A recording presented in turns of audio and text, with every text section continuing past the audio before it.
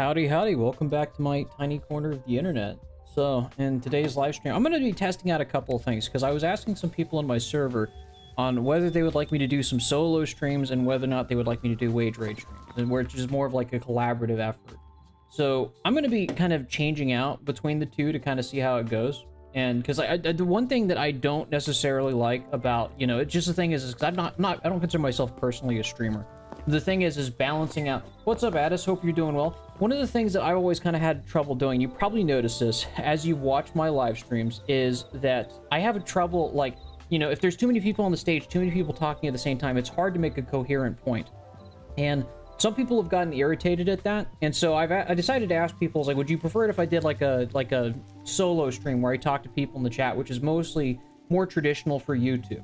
So we're going to be trying that out today. We're going to see how that's going to go, and you know, if that gets decent numbers and we can have a decent audience, we'll go between the two. Because I want to balance between Wage Rage Radio, where I can bring anybody else on stage, but I'm going to be honest, right?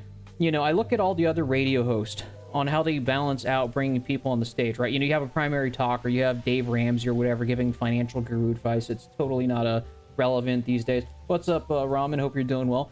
The thing is that, like, you know, you bring a caller in on stream and then they talk about a particular topic, and you probably noticed this as I've, you know, streamed as time has gone on, is that, like, I haven't really gotten a hang on being a host because I don't really consider myself a streamer, and that's something I'm kind of just figuring out as I go along.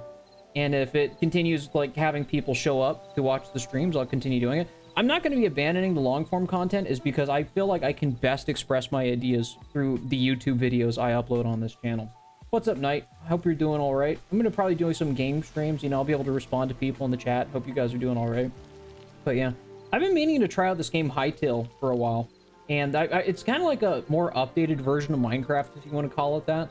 But, you know, that's kind of thing. It's more fleshed out, has like modern lighting. You can use like dynamic lighting and stuff like that. A lot of the stuff written for the original Minecraft, fun fact, was written with like legacy OpenGL, you know, back in the day. And they just moved, you know, modern Minecraft to Vulkan, if anybody is familiar with that API, where it's a more modern like GPU API that allows you to select different GPU devices. It's more appropriate for modern graphics hardware. So, you know, we'll see how this stream goes. If it ends up becoming a good stream, you know, great, we'll do more of these. But I want to kind of balance out between Wage Rage Radio and then also doing solo streams, because I feel like when it comes to solo stream, one of the main problems I have with Wage Rage Radio is that too many people talking on the stage at the same time. Because I remember, like, the second live stream, a lot of people were complaining in the chat that, you know, nobody could actually make a coherent point, is because people would talk over one another.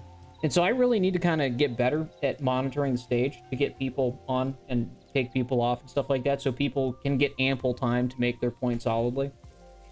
Thought I would take a break from PZ Arc Mod. I am currently working towards having raw land and a minimal style lifestyle. What's up, Dominion of Polaris? I've seen you. You're pretty chill. So hopefully I can start skirting zoning walls to help friends and family. Yeah, fair enough. You know, you can kind of just get off the grid and check out. That's pretty chill too. So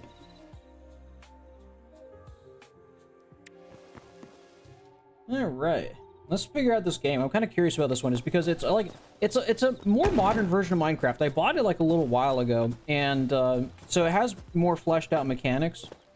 And one of the things I think it starts out with sticks and rocks, and that's how you build like an axe to basically like pull things apart or whatever, right?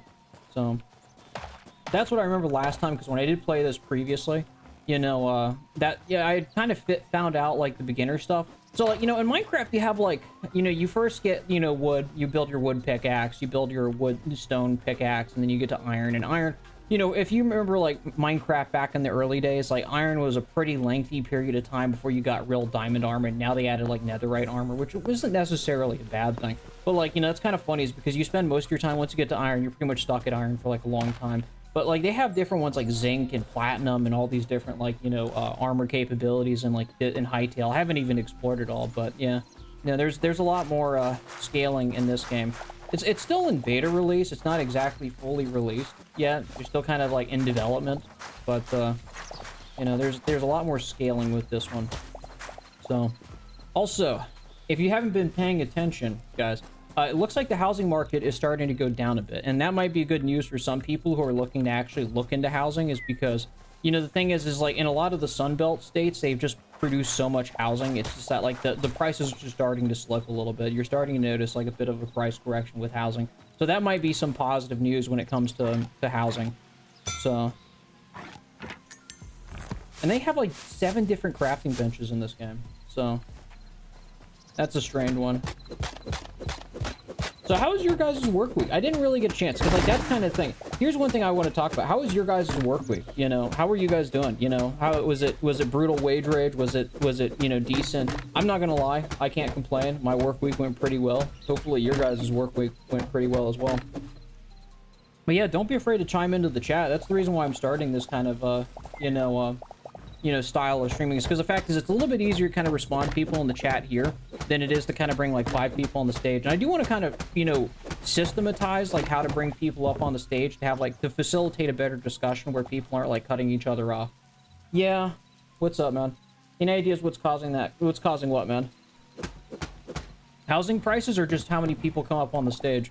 I think it's just natural. So when you bring too many people on the stage, it's like everybody wants to get their 2 cents in at the same time, and it just ends up like, you know, because I still remember from live stream number 2, it's like people were complaining with like 5 or 10 people on the stage, and nobody could make their point to the fullest, and it kind of drove the audience up the wall. So that's why I'm testing out between solo streams, and also how I'm gonna like, you know, reform like Wage Rage Radio to kind of, because originally what I wanted to do for Wage Rage Radio is I wanted to kind of do a collaboration stream with a couple other content creators, but the thing is they were too occupied and they're too busy, and so the fact is it's like it's kind of hard to coordinate with a couple other content creators, because I wanted to start Wage Rage Radio and kind of start off with like other content creators in the similar sphere, like, you know, Deconstructing Narcissism, but he's a very busy guy, and that's kind of a tough thing to do. Housing prices? Well, I'll tell you why housing prices are so bad. So basically back in COVID, you had like them dropping interest rates so stupidly low, and so house prices skyrocketed is because, you know, you had like such cheap debt that you could buy houses with. So boomers went on a buying spree, and so did corporate landlords, of just buying properties, is because housing mortgage interest rates were at like 2%. So like right now you have like an entire generation of people who bought houses before COVID, that bought them during COVID, that have 2% interest rates. They bought their properties before the great, like, you know, asset appreciation, if you want to call it that. And so they have like sub $1,000 a month mortgage payments towards their homes. And so the thing about it is that like they have no incentive to sell, no reason to sell, and then you have everybody like us who didn't buy before then, and so we're stuck at 7% interest rates, and house prices are also incredibly high. So we got double whammy, because they made, you know, credit incredibly cheap to buy houses, and so an entire generation took advantage of that, and then we ended up getting foot in the bill. That's essentially what it is. Which U.S. cities are most livable, just speaking generally? I'm gonna be honest. I think I never thought I would say this, but like a lot of the Sunbelt states, like in, you know, the Southeast, you know, the South, you know, they're currently in, I think, Arizona, Texas. Florida's having a huge price correction with their housing, is because the fact is a lot of the southern states have been doing a ton of, you know, housing construction. So it's been getting a lot better there. But that's because they've been doing a ton of constructions. Now, if you go to like the northeastern states, where you quite literally have like a large boomer demographic that have essentially locked down, you know, zoning and policies to prevent new constructions, you know, housing prices have stayed in the millions, 800K. I was watching a video, you know, the governor of Massachusetts was getting distraught that young people were leaving the state of Massachusetts is because the average house price is 800K. Well, nobody can afford a house that expensive, so of course they're going to leave. Why would they want to stay there? But the thing is that the reason why those houses are so expensive up in the Northeast, and I used to wonder it too, is because I'm from the South myself, is like, why were these house prices so expensive? It's because you have a ton of NIMBYs and boomers up there that have quite literally locked the housing market to prevent as much construction as possible to drive up their asset prices. Because like there's one video going around, boomers just want to create like a little quiet tomb for themselves where they can just quietly retire, where they don't have any long lines at the post office, and that's how they've locked out the Northeast through like high property prices. They're basically gatekeeping the American dream from everybody else, is because the fact is they don't want like additional houses going down. So, you know, that's what's caused that dynamic. I'll never own a home unless I exit a startup. Yeah, that's kind of the difficult thing. The thing about like startup culture, and this is the thing about, is like, you know, when it comes to owning a home nowadays, because I've even said this, I'm a full-time salaried engineer, okay? And the thing is, even my income, you know, which is still not bad. And this is something I do want to talk about in today's live stream, is that like, you know, is that when it comes to housing prices, like I can't afford the average house, right? And we've all seen the purchasing power gaslight arguments about like, well, hypothetically, you can take your, you know, income to a third world country and live like a king, which is ironic, is because I've talked a lot about China. I was watching another YouTube channel talking about this, and, you know, some, you know, American expat that left to China because they have a cheaper cost of living crisis. So fun fact, in China, like, here's how it works in there. Okay, because you got to ask yourself a question, because most of us are workers. We don't have capital. We don't have a ton of money. So if you move to another country, that doesn't mean jack shit. Is because you're going to end up having to take a job in the local economy. So you have to ask the question is, how far is that local currency going to get you?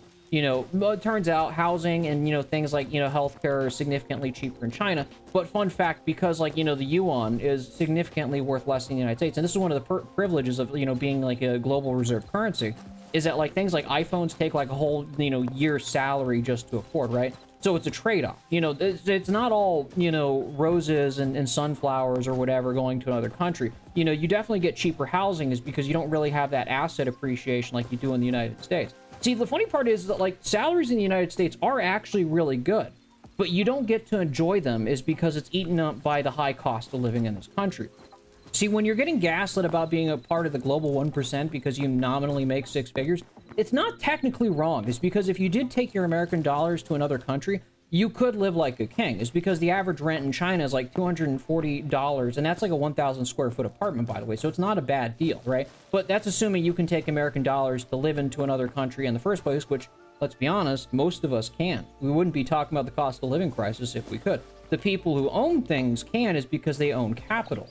You and I, just being workers and wages, we can't do that is because most of our money goes to housing and groceries. So, while there's a kernel of truth that you can take your money to another country and live like a king, the thing is, it's not a full trade-off. Like, there are some perks about being like a world reserve currency is because technically your money does carry a ton of value. You just don't get to use it is because you're busy living paycheck to paycheck, even in a first world country. So, it's all trade-offs at the end of the day. And of course, like, China has its own problems as well. Like, no country is really perfect, so... South Carolina, I almost said South Korea. South Carolina is doing pretty good. Yeah, I could believe it. Like, a lot of the Sunbelt states are kind of, like, going down in property values. Like, it is becoming, like, more affordable. So, like, that's where I would say, if you want to kind of get by, that's where you probably should be looking for, is, like, houses in there. What's up, I don't know how to say your name. Dako? I'm gonna call you Dako, man. Hope you're doing well, man. But, yeah, how was your week? You had a good work week? I hope you had a good work week, because... I talk a lot about wage rage, and I definitely do, I wouldn't say rage bait on my channel, but I do definitely pull out the stuff, and I don't bullshit, and then some of it tends to seem a little bit doomerous, but, like, hopefully, you had a good work week, hopefully things were a bit tolerable. I can't complain, I've got a fairly understanding boss now that I kind of changed roles, so he's not too terribly bad of a guy. I can't complain. I had like a heart-to-heart with him. We started talking about the cost of living crisis, and he didn't even gaslight. That was the great thing, dude. Imagine having a boss that understands the situation. It's like, yeah, I know what your generation's going through. It's like, dude, you're actually pretty chill. He doesn't try the gaslight bullshit. I even got to talk to one of my coworkers. And the funny part is that, like, one thing you're going to learn is that, like, despite the fact, that it seems like you're kind of alone in the cost of living crisis, like, how many people are kind of silently struggling there, too? Because I found out one of my coworkers, it's like, dude, he's getting most of his income eaten up, not only by owning a house, because it's like he's got like a huge mortgage payment. He's not like dual incoming like me and my wife are, okay? He also has like student debt payments. He's also got car payments and stuff like that. It's like, the thing is like there's a million things that like could be eating up your income. And that, the thing is, there's a lot of people on our boots, Oh, okay, surviving just like that state. Yeah, same here, man. Everybody's just trying to get by on this one. Up here in Canada, we look at rent prices. Yeah, Canada's uniquely fucked when it comes to its housing prices. I have a friend from Canada, and they were telling me about, like, how bad housing is there, especially in Toronto. I was just surprised, like, how bad it is. I work at a warehouse. That's kind of the funny part, because I talk to Deconstructing Narcissism. He does, too. Think about it this way. Boomers lived in a reality where if you worked a factory job or a warehouse job, you could afford, like, a house and a family of 4. Like, that's the crazy thing boomers will gaslight you over, right? And the funny part is because with all these metal layoffs going down, with the liquidation of tech work and engineering work and stuff like that, right? Boomers are kind of like jumping in glee watching these so-called elitist tech workers like lose their jobs, and they're being catapulted into the permanent underclass like everybody else, right? And that's kind of the funny part is because they'll simultaneously call you elitist from their fully paid off house when you can't even afford your first house. It's amazing, like I don't want to call it anti-elitism, American elitism, anti-elitism, because it's kind of like that twisted anti-elitism that's just kind of shallow as fuck that you get from Alex Karp. That's going to go after, like, elitist Ivy League students or whatever, right? They never talk about rich people. Would the cost of living crisis get any better if minimum wage was destroyed? I've heard that from a libertarian side, the political spectrum. What do you think about that one? Oh, that's a good question. Let's talk about minimum wage. I'm going to tell you right now, here's my hot take. minimum wage is already destroyed. You might be like, how is that possible? Federal minimum wage is $7.25 still, okay?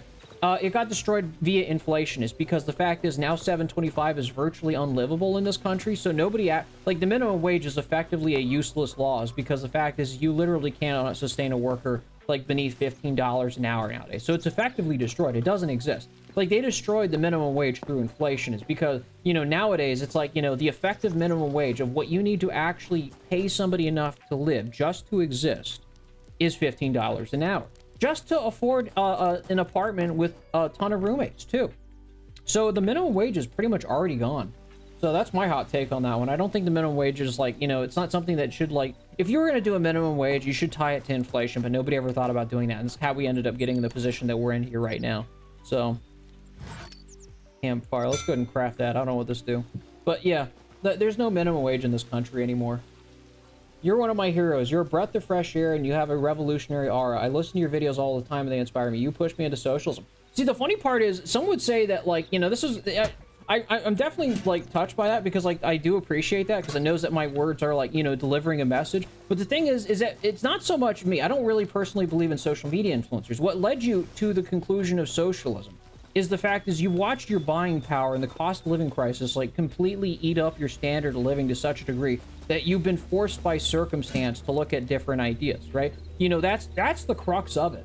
And that's what I've been trying to tell, you know, a lot of members of the ruling class, is that, like, there's a lot of people in those shoes, and if you don't start fixing the cost of living crisis, you know, you're gonna have a revolution on your hands. Like, that's the truth of it. It's as simple as that.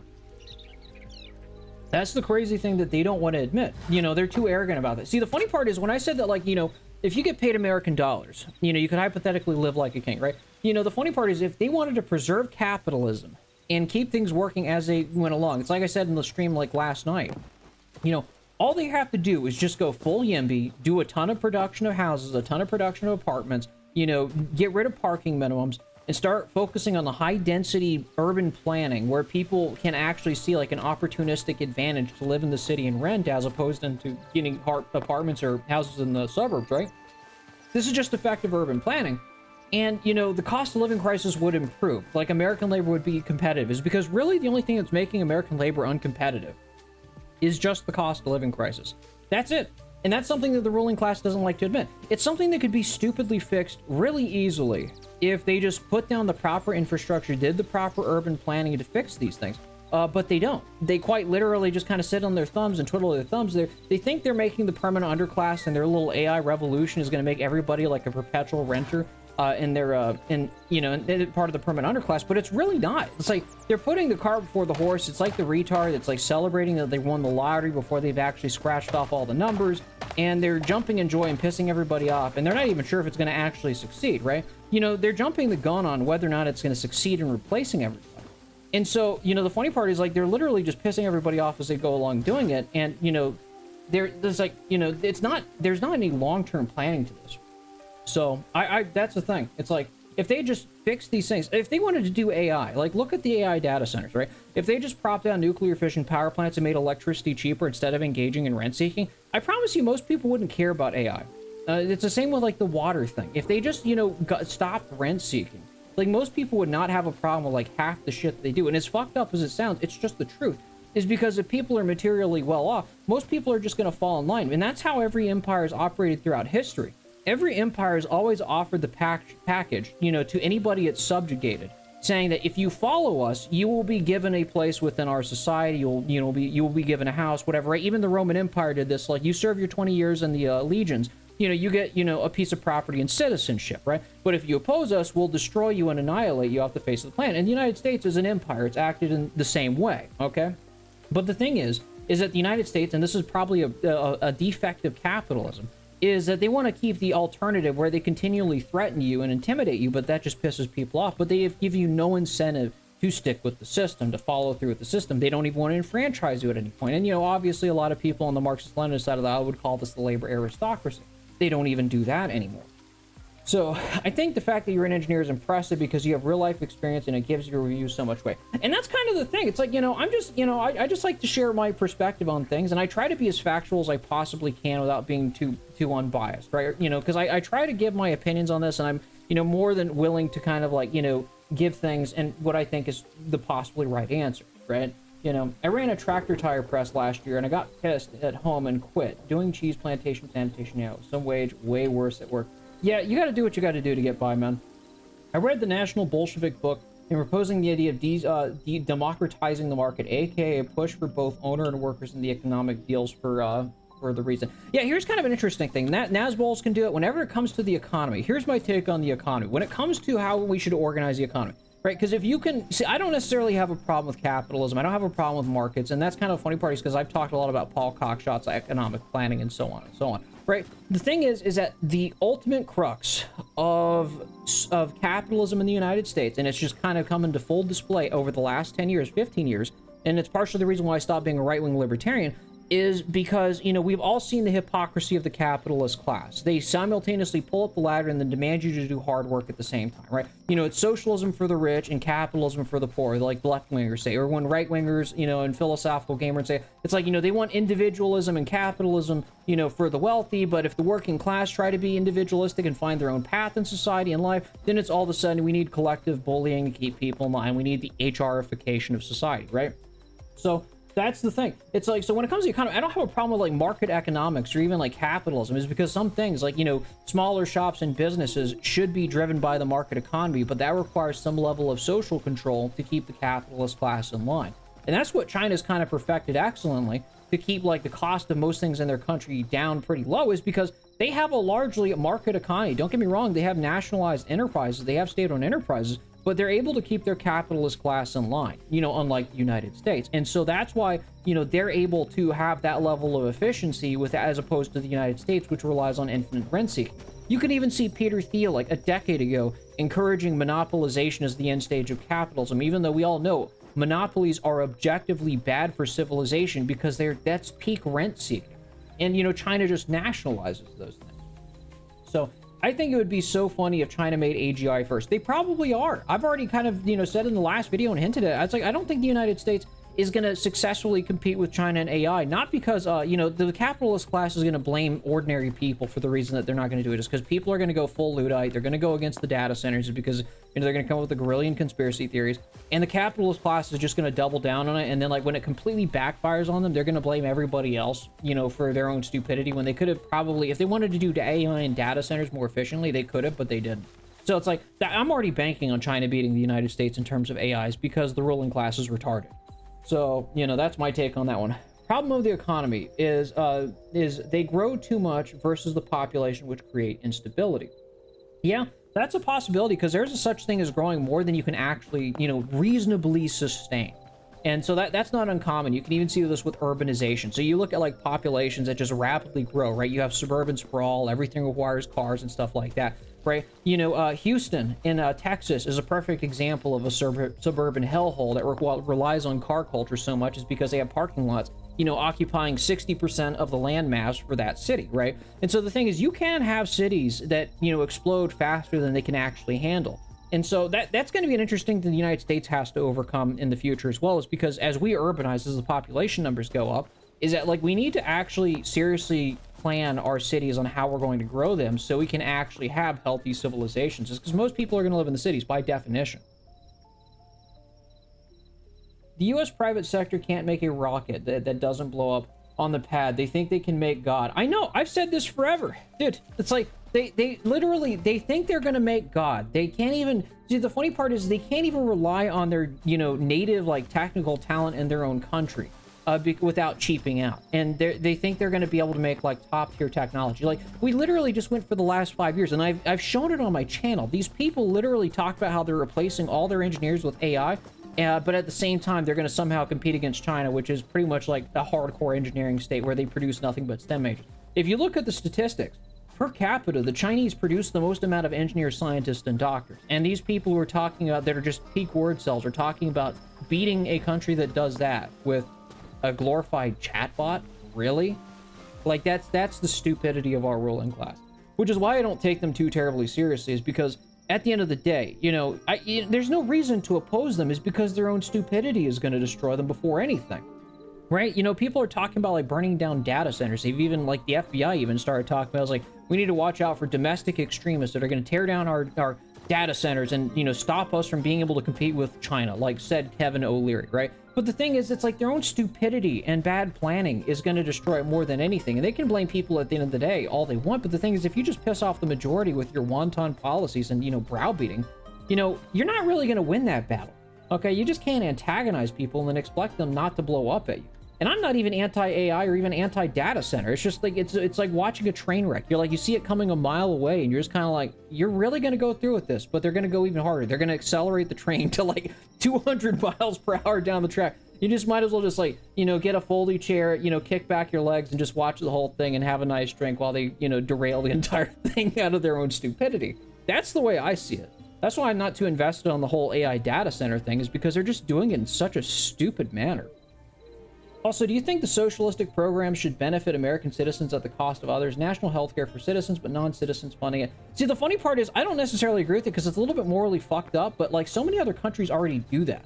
You know, that's kind of the thing. I do believe like in America first in a sort of sense, but I don't necessarily mean that like out of a chauvinistic sense, right? So it's like, I wouldn't necessarily support that, but like at the end of the day, it's like you can't necessarily, but you've seen like different hospitals in like the North prioritize like, you know, foreigners over Americans. So like, you know, and those welfare benefits going to people outside of the United States above else.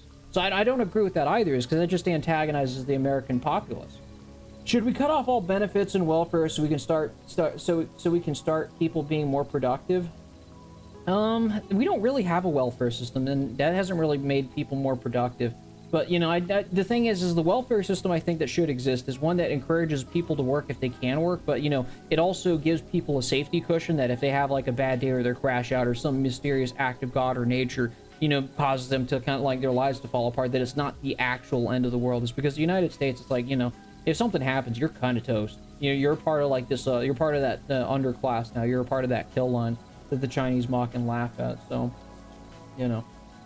And plan the cities to be more in fact with nature. That's kind of the thing. You know, cities are another thing that, you know, could be reformed, is because the fact is, it's like, you know, they're giant heat domes because they're concrete jungles. If you add a lot more greenery, it's not so much like for the mental health thing. I mean, obviously that's a plus. I agree with that 100%. But also the fact is you also prevent like heat canopy effect, is because the fact is when sunlight hits, you know, asphalt, it turns directly into heat, and that causes a heat dome effect around every major city, right? Okay, if you can reduce that, you know, these cities would probably be pretty nice to live in. They'd be walkable.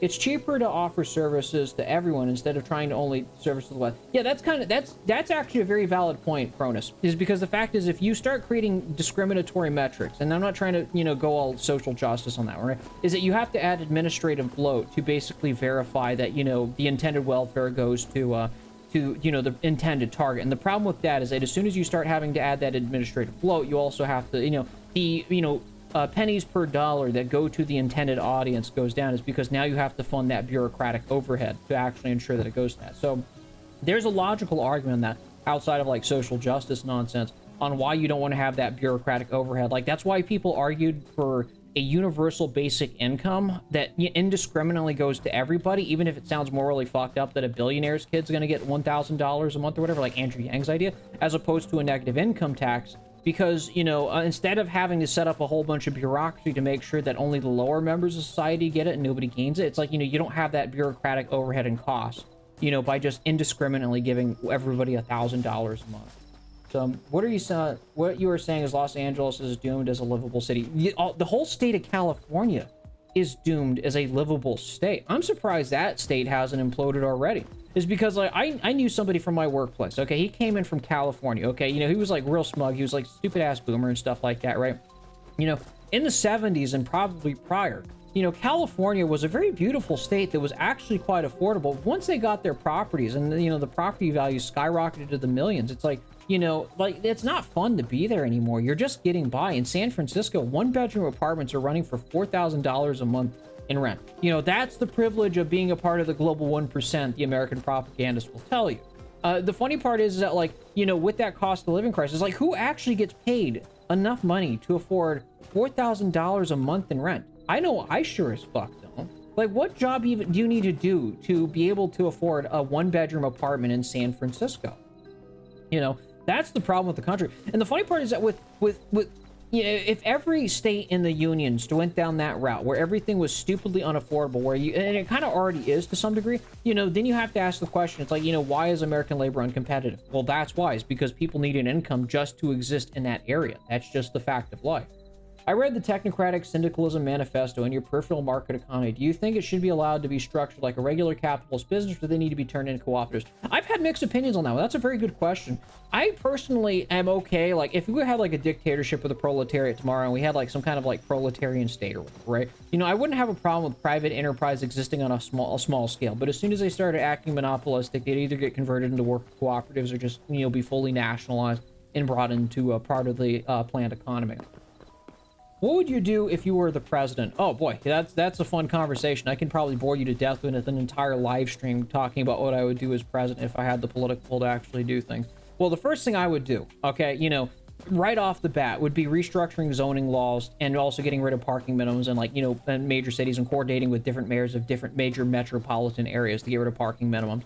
I would also be incentivizing the mass production of homes, apartment complexes to crash the property market. Yes, it would drive boomers out the wall. They would scream about other property values going through the floor. But I would also offer boomers a little bit of solace. We'd keep Medicare, we'd keep like Social Security. We would also allow them to have, no property taxes. They've been talking about having no property taxes for seniors. And I was like, okay, you know what? You can have all these things on the condition that you give up all your rental properties and you sell it to like, a young couple that can settle down and have a family, right? So mass producing of houses, incentivizing that. I would also probably start redistributing land from BlackRock and Vanguard. And I would also start like, incentivizing boomers to sell their properties. Any property that's not, primarily lived in as their residence, I would encourage them to sell or probably even just outright seize. That's what I would personally do.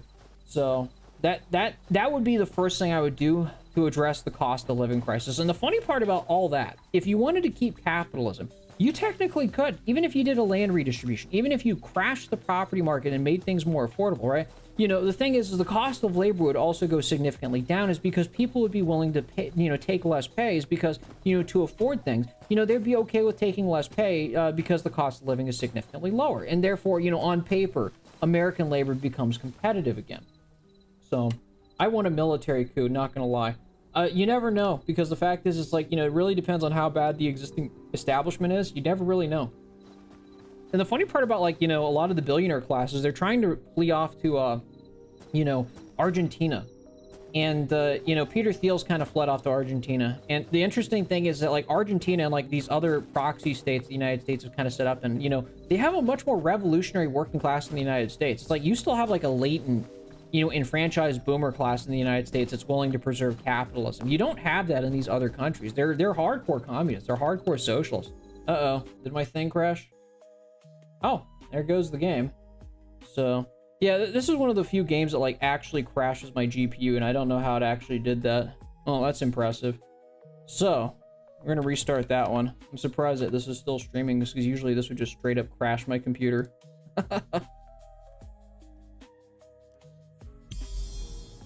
Alright. Let's see if I can actually bring this back up. Fun.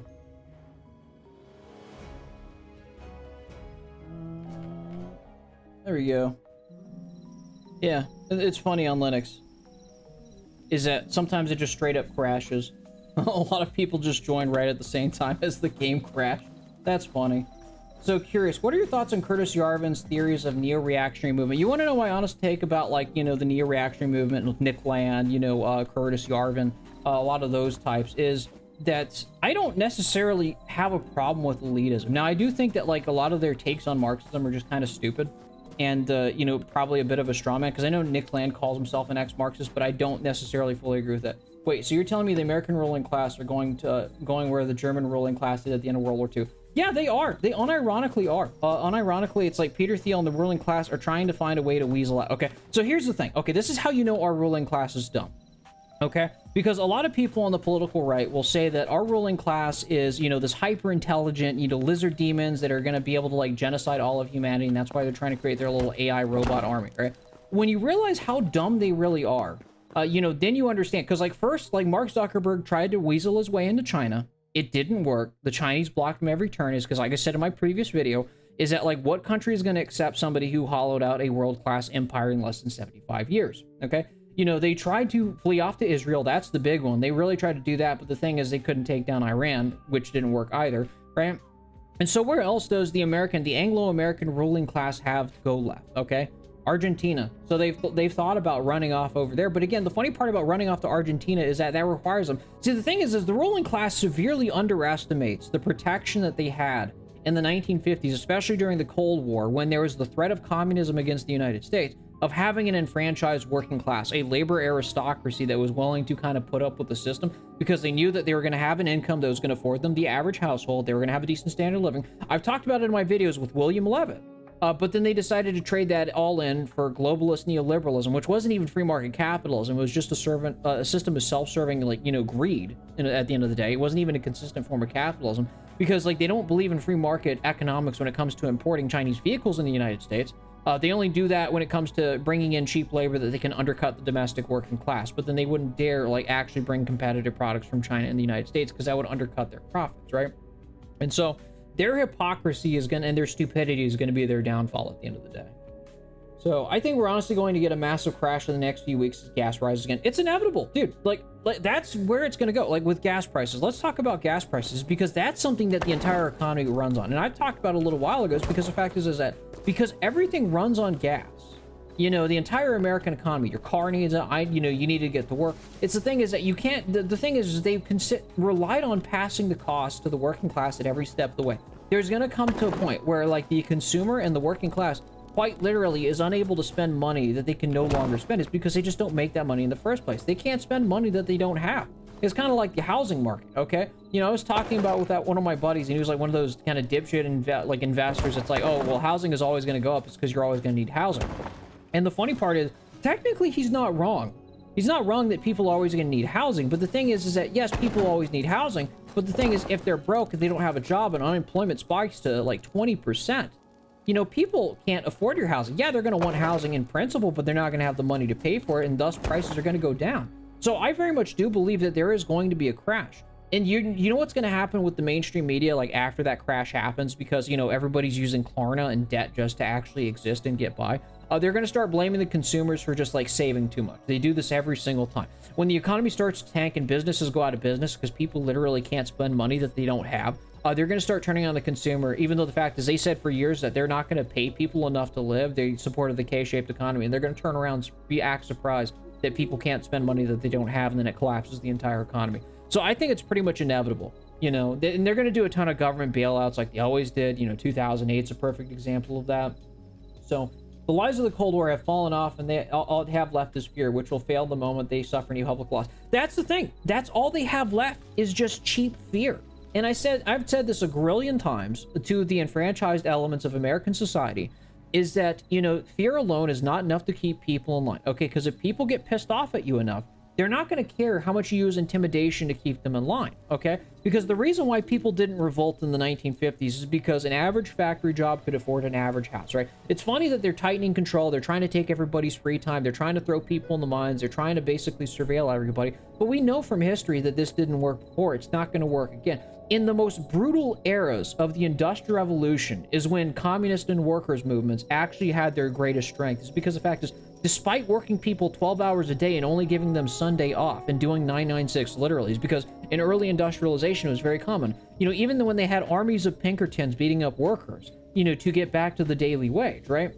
That didn't stop the Bolshevik Revolution. That didn't stop communist movements. That didn't stop workers' uprising. It still happened regardless. So the thing is no matter how much they want to tighten their control, the objective fact is, and it's a universal fact of history, is that if you don't want people to revolt, you have to enfranchise them a little. That's just the fact of life. They don't like to admit that is because the fact is they don't want to even spend a dime on somebody to have a decent standard of living. The U.S. government is pissed off at Canada so much that they're now selling their potash to East Asia now, which is important for fertilizers. Yeah, that's pathetic. It isn't our biggest problem the proletariat themselves. The ruling class uses the culture wars to fight us. How can we convince MAGA to think more like to the working class rather than owning the libs? Because the thing is here's the thing. You're going to see this, and this is you're not going to convince like the boomer slopulous idiots in MAGA, okay? Because the fact is they have fully paid off houses, they got Social Security, they got Medicare, They're fully enfranchised into the system. What you will see is a split in the right between the younger generation, you know, Gen Z types, and then also the boomer MAGA right. Is because the boomer MAGA right, for all intents and purposes, is loving, you know, Trump's current administration. They're willing to overlook the Epstein files and everything to support him, is because their portfolios are doing good. They're getting they're getting property tax erasure. You know, Trump is giving them unlimited like welfare. You know, even they're saying it's called the working class bill. They're just giving like seniors more social, you know, more gives. Total luxury boomer communism, right? So the thing is, it's not so much about convincing these people, is because you're never going to convince somebody, you know, to go against their own interests. You're never going to convince somebody to go against something that exquisitely benefits them. There's no such thing as like, most people are not altruistic. Most people are self-serving. Of course, you can convince maybe 5% of the population of this stuff, but people by and large are going to support their own interests. And so if you have a set of politics that goes against their interests, they're never going to support it. And so it's not so much about convincing the MAGA people. It's convincing the right people of the ideas that are actually more relevant to them. Is because when I talk about the cost of living crisis to people, right, I'm just sharing my experience to people who are also in my exact same situation of like housing affordability, not being able to afford their own home, not being able to settle down and have a family, right? And I'm speaking my words to them is because the people who are in MAGA, the boomer slopulist right, you know, are the ones that are going to come in this comment section, you know, trying to bust my balls, talking about, you know, how I should just, you know, get a better job, work harder, pull myself up by bootstraps. And I do that deliberately. I bait them into my comment section and let them insult us because the fact is, you know, it pisses everybody else off at the same time, right? But the thing is, you're never going to convince them. They're gonna come in here is because their interests are completely, you know, oppositional to yours. And so you got to realize like who you're speaking to. That's the more important thing. Let's say you were president today. Would you build the energy grid out? Yeah, I would 100% set down HVDC, like, you know, grid lines to make a national grid infrastructures because, you know, energy generation across the country would be a good thing. I'd also be a huge nuclear fission, you know, proponent as well because I'm a big fan of nuclear fission powers because it's incredibly cheap. I would use that to drive down energy prices in total. So that would be the one thing I would do when it comes to the energy grid. I've been trying to get folks to focus on material conditions. I do think the identity stuff is valid, but not for the current situation. No, that's accurate. That's basically been the jux of my politics, is because the fact is when you get sucked into the culture war stuff, you're just going to waste your time. You're just going to basically argue with boomers all day, right? You know, it's just better to focus on the cost of living crisis. I feel like we're in a lifeboat situation so that you have to get along with everybody to resolve that matter. Yeah, that's correct. Okay, pretty cool. What's up? I love seeing your live stream today. What's going on in chat? Oh, I'm just basically doing a solo live stream so I can chat with people in the chat, you know. Right wing versus left wing creates divide us. Yeah, two wings of the same bird. As someone who do people taxes, yep, boomers complain about fixed income, that their investments are not going up enough. Yeah, it's their investments against your future. So like the thing is I'm not interested in speaking to these people. You know, I'm more interested into a lot of MAGA is already here like me. Yeah, you got the MAGA that you're talking about, Greylands, is the MAGA that were the younger generations that hope that when Trump got elected for the second term that it was going to be similar like his first term where we would have affordability again. And the thing is Trump had the opportunity to go full Teddy Roosevelt and step on the toes of the people who are basically holding everything back, but he didn't. He chose to appease the boomers and he chose to appease the, you know, billionaire class that he walked to with China with. And that's the situation we're all in. We're having to deal with the consequences of that. So, what's up, Smiley Gamer? Oh, here we go again. And it's another crash. I love it, dude. You know, this is kind of the great thing about Linux is it's really fun. It works on a lot of things, but some things just do not work well. And this is one of those things that does not work well. So, it is what it is. So, I'm going to go ahead and restart that game and try it again. But it is funny, like, playing this. But, yeah. Streaming on Linux? OBS is supported on Linux? No way. It is. It's kind of crazy that things work on Linux. We should do space mining too. MAGA is just a club of rich people. At this point it is. MAGA is just a club of rich people at this point. Oh, there you go. So as someone who does a lot of people taxes, okay, whining about the culture war accomplishes nothing. I feel like ignoring it would be far more effective. That's all it is, dude. There's no point in engaging in the culture wars because it's by and large a waste of time. Is it going to put a roof over your head? Is it going to put food on your plate? Is it going to make housing affordable where you could settle down and have a family? No. So at the end of the day, I just choose to ignore that politics is because the fact is that politics does not concern me. It has no bearing on my life. You know, I don't have necessarily a problem with people who do engage in those politics. There's like one jackass on my server that just keeps up bringing up culture war stuff and like nobody cares about him is because I'm sorry, that fad's gone and, you know, left the server, dude. Nobody cares about that shit. You know, most people just want to be able to afford their housing and groceries. So, it's remarkably hard to teach someone of something that their job requires them to not understand. To mangle the quote. Yeah, that's true. No, Trump wants to fight with his enemies and led to the corruption of the world. Yeah, Trump's getting embarrassed on the geopolitical stage. I don't take Trump seriously. He's going to be out of the office. The thing is that, like, right now, I consider us in a, like, a culture power vacuum.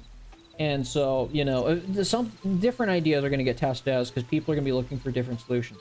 He has only 2 terms and he still cares about boomers and votes after he got his second term. Why? Mostly it's probably because he's in the Epstein files, man. That's my take. He's just going through it to kind of cover his ass so he can exit office peacefully and just kind of like disappear without offending the sensibilities of like the existing ruling class or elite. Any stone. I do have stone rubble. Does that not count? I don't understand this one. Okay. Well, I'm just going to build a pickaxe and go mining. Guess I'll just have to get the other stuff. I've been kind of dilly-dallying with this, and I was like, maybe I'll just go underground and get some stone underground. So, Trump's an idiot. He's not going to really go anywhere. And so the fact is, it's like, you know, you're going to start seeing like different, like, you know, political ideas really kind of emerge. I think you're going to see a convergence between the nationalist right and like, you know, the economic left. Just because, you know, the cost of living crisis is just that bad, you know. I've talked about that plenty of times in this video. Right now, we're kind of at the end of, you know, we're at the tail end of the republic. You know, we either get an emperor or we get some kind of socialist uprising or whatever. You're probably going to get a mix of this stuff. So protecting his ego over the people. You know, the funny part is that, like, he's all about his ego and becoming popular and all these sorts of things, right? You know, he could have become incredibly popular. The most popular president in history, just, you know, not screwing over your younger generation so they could afford their own house. Yet he didn't. Think about that. You know, he's all about his ego. He's all about, you know, being popular. But the thing is, the one time he chose to, you know, not be popular and, you know, get his base to love and adore him was over housing. And he chose to die on that hill. Like, how pathetic is that? What are your views on the university and college system? I think the university and college system are going through an overdue collapse. And this is kind of a bit of a harsh take, because even though I'm kind of like dealing with the consequences of that as an engineer myself, I think the idea of making university or college a universal, you know, an experience that everybody has to go through just to be allowed a job in society was a brutal mistake that was literally just, you know, setting up the wrong incentive structure. I'm kind of glad colleges are collapsing.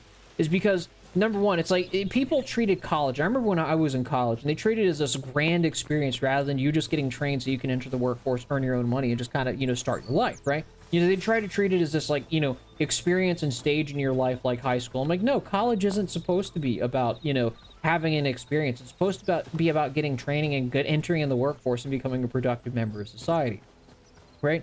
So I kind of see, like, the collapse of, like, if you want to call the university system kind of overdue, is because the fact is they'd also been doing a ton of grade, you know, inflation. They've been trying to extend curricula, trying to make people take more classes just to graduate. They were really trying to milk it for as much money as possible. So in a sort of way, I do see a silver lining in the collapse of the university system, the collapse of colleges, because I do think college has been a bubble for like the last 30 years. It's like, I wouldn't say it's necessarily elite overproduction. It's just the fact is everyone streamlined college. It's like this, you know, golden ticket to a successful life. And of course, when you oversupply anything with too much, it just quite literally implodes. And that's just the fact of it. So, you know, overinflating it was just a bubble. College was a giant bubble.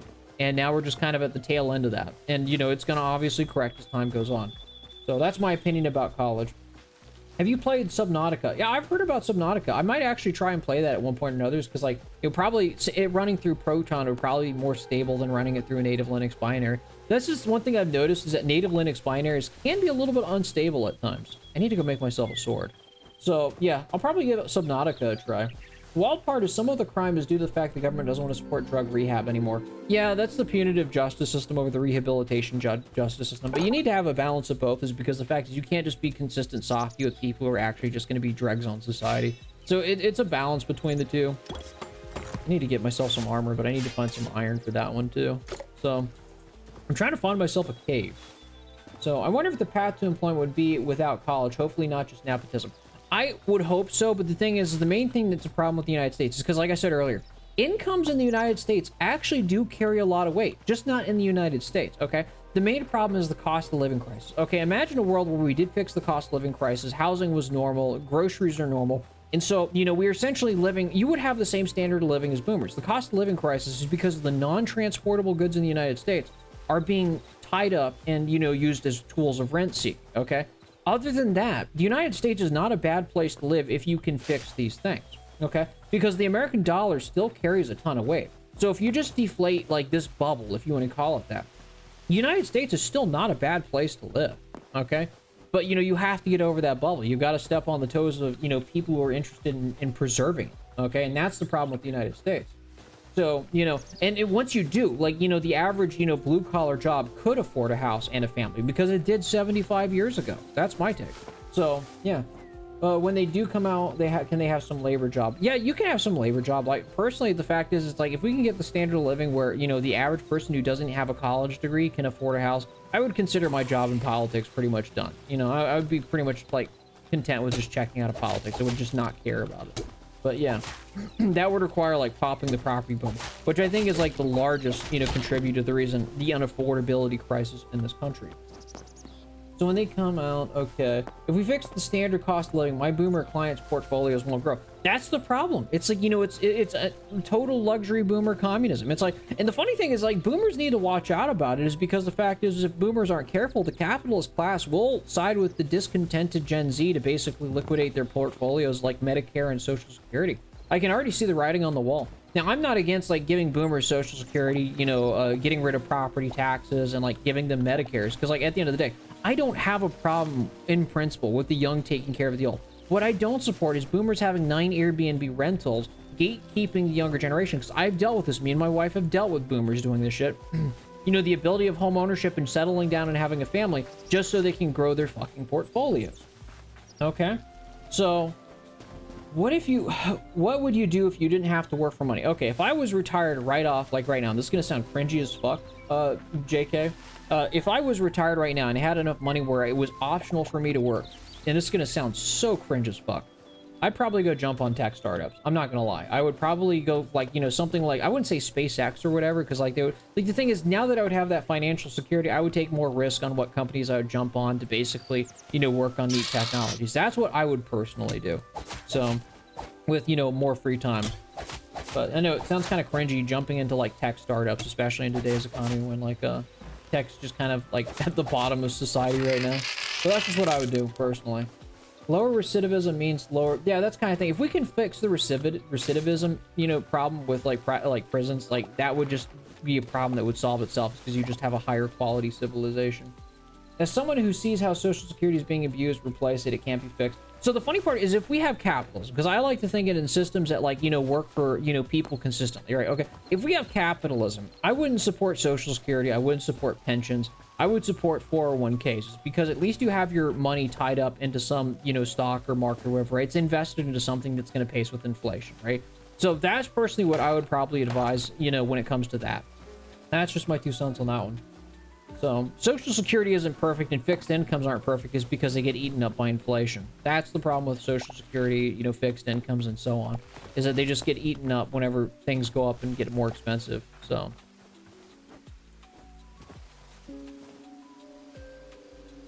what's the difference between this and Wage Rage Radio? Is this one where you're just talking in the chat? Yeah, that's kind of thing. Yeah, that's literally, this is the only difference between this and Wage Rage Radio, because I did a poll and I was asking people, like, would you prefer it if I did solo streams like this, or would you prefer it if I held an open stage thing? Because a lot of people complain about Wage Rage Radio, and I'm going to try and figure out how to organize that a little bit better. Is that, like, with too many people talking at the same time and cutting off one another, like, coherent points can't come out. And on top of that, when I'm chatting to people on stage, I can't chat to people in the chat. And so I asked people, would you prefer it if I did more solo streams like this, or would you prefer it if I did more Wage Rage Radio streams? And, you know, they wanted both. So I went with both. And I was like, so I'm giving a shot at solo streams while also preserving Wage Rage Radio. I think I want to do Wage Rage Radio on Fridays, because that's the end of the work week, and then everyone can just kind of come together and talk about how their work week went. So, I know, I think we need real statesmen, people who are smart, but not like the dumb politicians and ideologically motivated people. I would agree. Honestly, at this point, we either getting a hard, fast crash and a long recovery, or a slow motion crash. It is almost as bad as a hard crash, but a longer recovery. I think the slow motion crash is the case, because if you look at the existing property market, it's a very slow crash that's been going on for like the last year. Nobody can sell their properties. They're inching it down piece by piece. There's always like countless properties that are just inching down their property values piece by piece in an attempt to sell it as little as possible, right? I think we're going through the slow crash, and now with the Iran war driving up mortgage rates, like nobody can afford a house, is because the average interest rate is making it unaffordable to buy these houses in the first place. And so you're going to get a slow crash. That's my hot take on that one. It's not really a hot take, but that's my opinion. What do you do about housing? How are we going to live? You just quite literally liquidate BlackRock and then also take the 9 Airbnb rentals from boomers and just redistribute it. Like, that's the first thing. And then you'd want to incentivize like mass homing, like housing production, you know, because the fact is at the end of the day, you need to actually build housing. Now, and you know, housing should have never been a speculative investment. That's the problem with housing. It should have never been something that's like you throw your money in that you expect to infinitely go up. And this is how you got the boomer generation doing what they're doing. What is this structure? Let's go check it out. I've been trying to find a key for ages. We're going to have a slow burn. We are turning into South Africa. California is already 90% of the way of South Africa. Yeah, it's a work in progress, so I guess not. Green lights are pretty cool. I lived in South Africa for 7 years, and I see the same issues coming here for America. It's going to slowly burn, and there's little things you can do to avoid it now. Yeah, it is what it is. You really can't do much to avoid it. But let's go find a cave, dude. Like, I'm going to be honest. We need to find a cave, because I need to get... Oh, yeah. As soon as we wanted to find a cave, we found it. So... yeah, we're already in the late stage of capitalism, like, times 10. We're already there. Like, you got mass, like, wealth inequality. People cannot afford to live. It is what it is. And so, like, the thing is things are just going to slowly pop off. There's not really anything any of us can really do about it. So might as well just chill and chat, you know? Enjoy the fires. As edgy as that sounds, it's just the truth. And I found some copper. Like I said earlier, the reason why I wanted to start Wage Rage Radio is because, like, you know, people can just come on and chill and chat. The thing is like, I've got to find a way to better manage it so, like, people can have their time to chat and just chill. And it's not so much like, you know, like an agenda point. Is because as soon as you start trying to turn it into a business meeting with an agenda, it's going to get really boring. So, how would you overhaul public K-12 system to actually prepare people for the changing world? Well, there's not really a one-fit solution with education. You know, education is one of those things that's very context-dependent of the way the world is at any point in time. Like, you know, the existing education system was designed for the factory system to translate people to factory workers. Yet none of us have any manufacturing industry in the United States. We offshore everything to China, right? And so it's really context-dependent on what the economy needs. And so the fact is there's not really a one-set solution to say, like, this is how we should organize education. It needs to be flexible and adaptable to, like, whatever time is going on. I don't know if that's going to explode on me or what. So, what is that? Red crystal shards. I don't know what that does, but we'll figure it out. So, there's not a one-size-fits-all solution to that one. Back in the Gilded Age. Yeah, we're in the Gilded Age 2.0. Everybody's broke as shit. You know, the funny part is, like, I've had people ask me, it's like, you know, how do I start off being a content creator? And my best thing is, like, just try it out, you know, experiment with different content forms. Like, I'm not gonna lie with you, I was like a nobody before I, like, started taking off, like, in the fall of last year and started getting some clout. I'm, like, not kidding, my most popular video on my channel was, like, 500 views. So the thing is, like, everybody's a content creator nowadays. It's like, if you want to do it, just kind of use that to meet and socialize with new people. I'd encourage people to do it, you know. What's the worst that's going to happen? People are going to have negative opinions about you on the internet. That's not uncommon. That's just the internet being the internet. I'd say remove most of the education system to how it's abused. Just make it more community-based in general, and the education more accessible. Yeah, that's kind of the way I've always had it, is because people who want to learn things are going to learn the things that they want to learn. You know, and so if you just basically make it easily accessible, the right people will come along and learn it on their own terms, right? You can't force somebody to learn something they don't want to understand. So, you are better off making a YouTube channel than getting a job. Dude, that's so messed up. Like, in what world? How did we end up fucking up as a civilization where people, you know, idealize being a content creator more than, like, being a doctor, scientist, or engineer? Like, that's how bad American civilization is, and I see it all the time. It's actually quite insane, but, you know, it's the reality we live in, so what do you do? You want to talk about messed up incentive structures? That's crazy. To clarify, you think we are in the final stages of the Roman Republic rather than the French Revolution? Yeah, no, I agree. Like, the thing is, the United States can go one of two ways, okay? You know, either it has the slow, long decay of the Roman Republic or Roman Empire, where they just, like, slowly hollow themselves out and they just rule with an iron fist until they finally implode. Or, you know, you get a French Revolution style, like, change, right? You know, there's really no in between. You know, the funny part is, like, the United States is not the center of the world. You can see this with the conflict with Iran. I've said this for years. It's like, you know, the United States isn't, you know, the world police anymore. The world is moving on without the United States. And so the thing is that, like, when we talk about politics here in the United States, It's like, you know, no, like people in the East are just not going to care about what Americans think or how they want to organize the world, whether or not they're hollowing themselves out. They're just going to quietly ignore the United States, and, you know, that's just the way it's going to go. And I'm not going to jump down there. I'm going to get destroyed by that goblin or some shit. So, you know, that's the thing that, you know, most Americans need to realize is that, like, America's not the center of the world anymore. It's hollowed itself out. It's weakened itself to such a degree. So, like, whatever the United States does to itself is really, you know, up to itself. You know, the Chinese and the Russians don't care what the United States does to itself. So, I want revolution and the quick fixing of the housing situation. That's the thing. It's like, when the way you should kind of look at the housing situation is because if there's going to be a working class chimp out, it's pretty much inevitable at this point. It's like there's not really anybody that can stop it. That's all there is to it.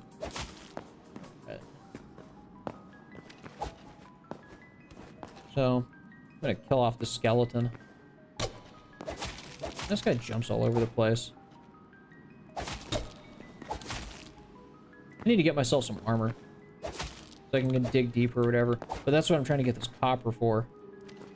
Alright. Okay, and he got a tag on me. He just keeps backing up. What an asshole. His armor is just... he just won't die. No, he finally died. Thank God. That was annoying as shit, dude. I think I lasted forever. But yeah. You know, we're in the late stages. We're in the end game. The United States can either wisen up and change or it just doesn't. I'm at the point in my life, it's like, if the United States wants to continue hollowing itself out, you know, it's like the mass immigration or the using of, like, you know, a bunch of people from India, like, undercut American engineering, which has just become more pronounced as time has gone on. It's like, you know, they're just doing the same thing they did to blue-collar work. It's like, this didn't make things better, this didn't make things cheaper, they just pocketed the difference, and things just did not get better. It's like, so, they're just they're doing the same thing insanely and then expecting a different result. And so the thing is, if somebody's gonna fuck up, like, why stop them? If they're gonna, like, destroy themselves, it's like, you know, let them destroy themselves. It's like, they're already going down that path anyways. What's up, BA? It feels like the lack of minimum wage increases has led to inefficient businesses popping up and ones that fail at worker retention. See, it's not so much... see, the funny part is right-wingers are partially right about minimum wage going up, you know, not actually fixing the issues. Because the fact is numerically, we all know that American, you know, labor is not competitive in the United States. And that's a numerical problem that businesses have to face when they're making a product, right? If American labor is expensive, that's going to translate to a more expensive product. And because American dollars are worth so much, paying people high salaries just to live is because the average rent price in San Francisco, California is $4,000 a month just for a one-bedroom apartment, right?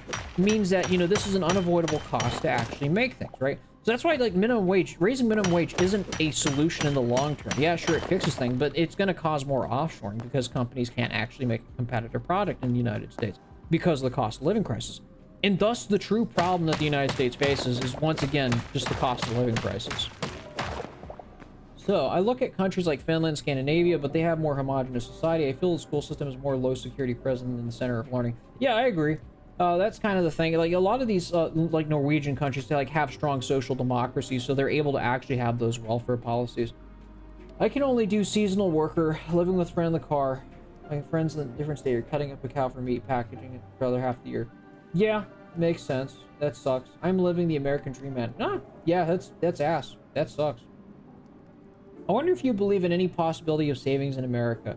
We talked about this a lot, Doom. Do you have any hope in it saving, or is it just impossible? I don't think it's impossible for the United States to be saved. I just think it's very difficult to find an outcome where you can kind of meaningfully convince enough people to actually, you know, take change into the right directions. Because there's a lot of bad change that could really, you know, fuck things up. You know, you could have balkanization and just like a warring states period of the United States, right? You know, there's a million ways like change can go wrong. And so that's kind of more the way I kind of see it, is that, like, you know, since there's so many ways something can go wrong with change, it's like, you know, how do you actually, like, get enough people to, like, go for the right kind of change is actually going to make things better, right?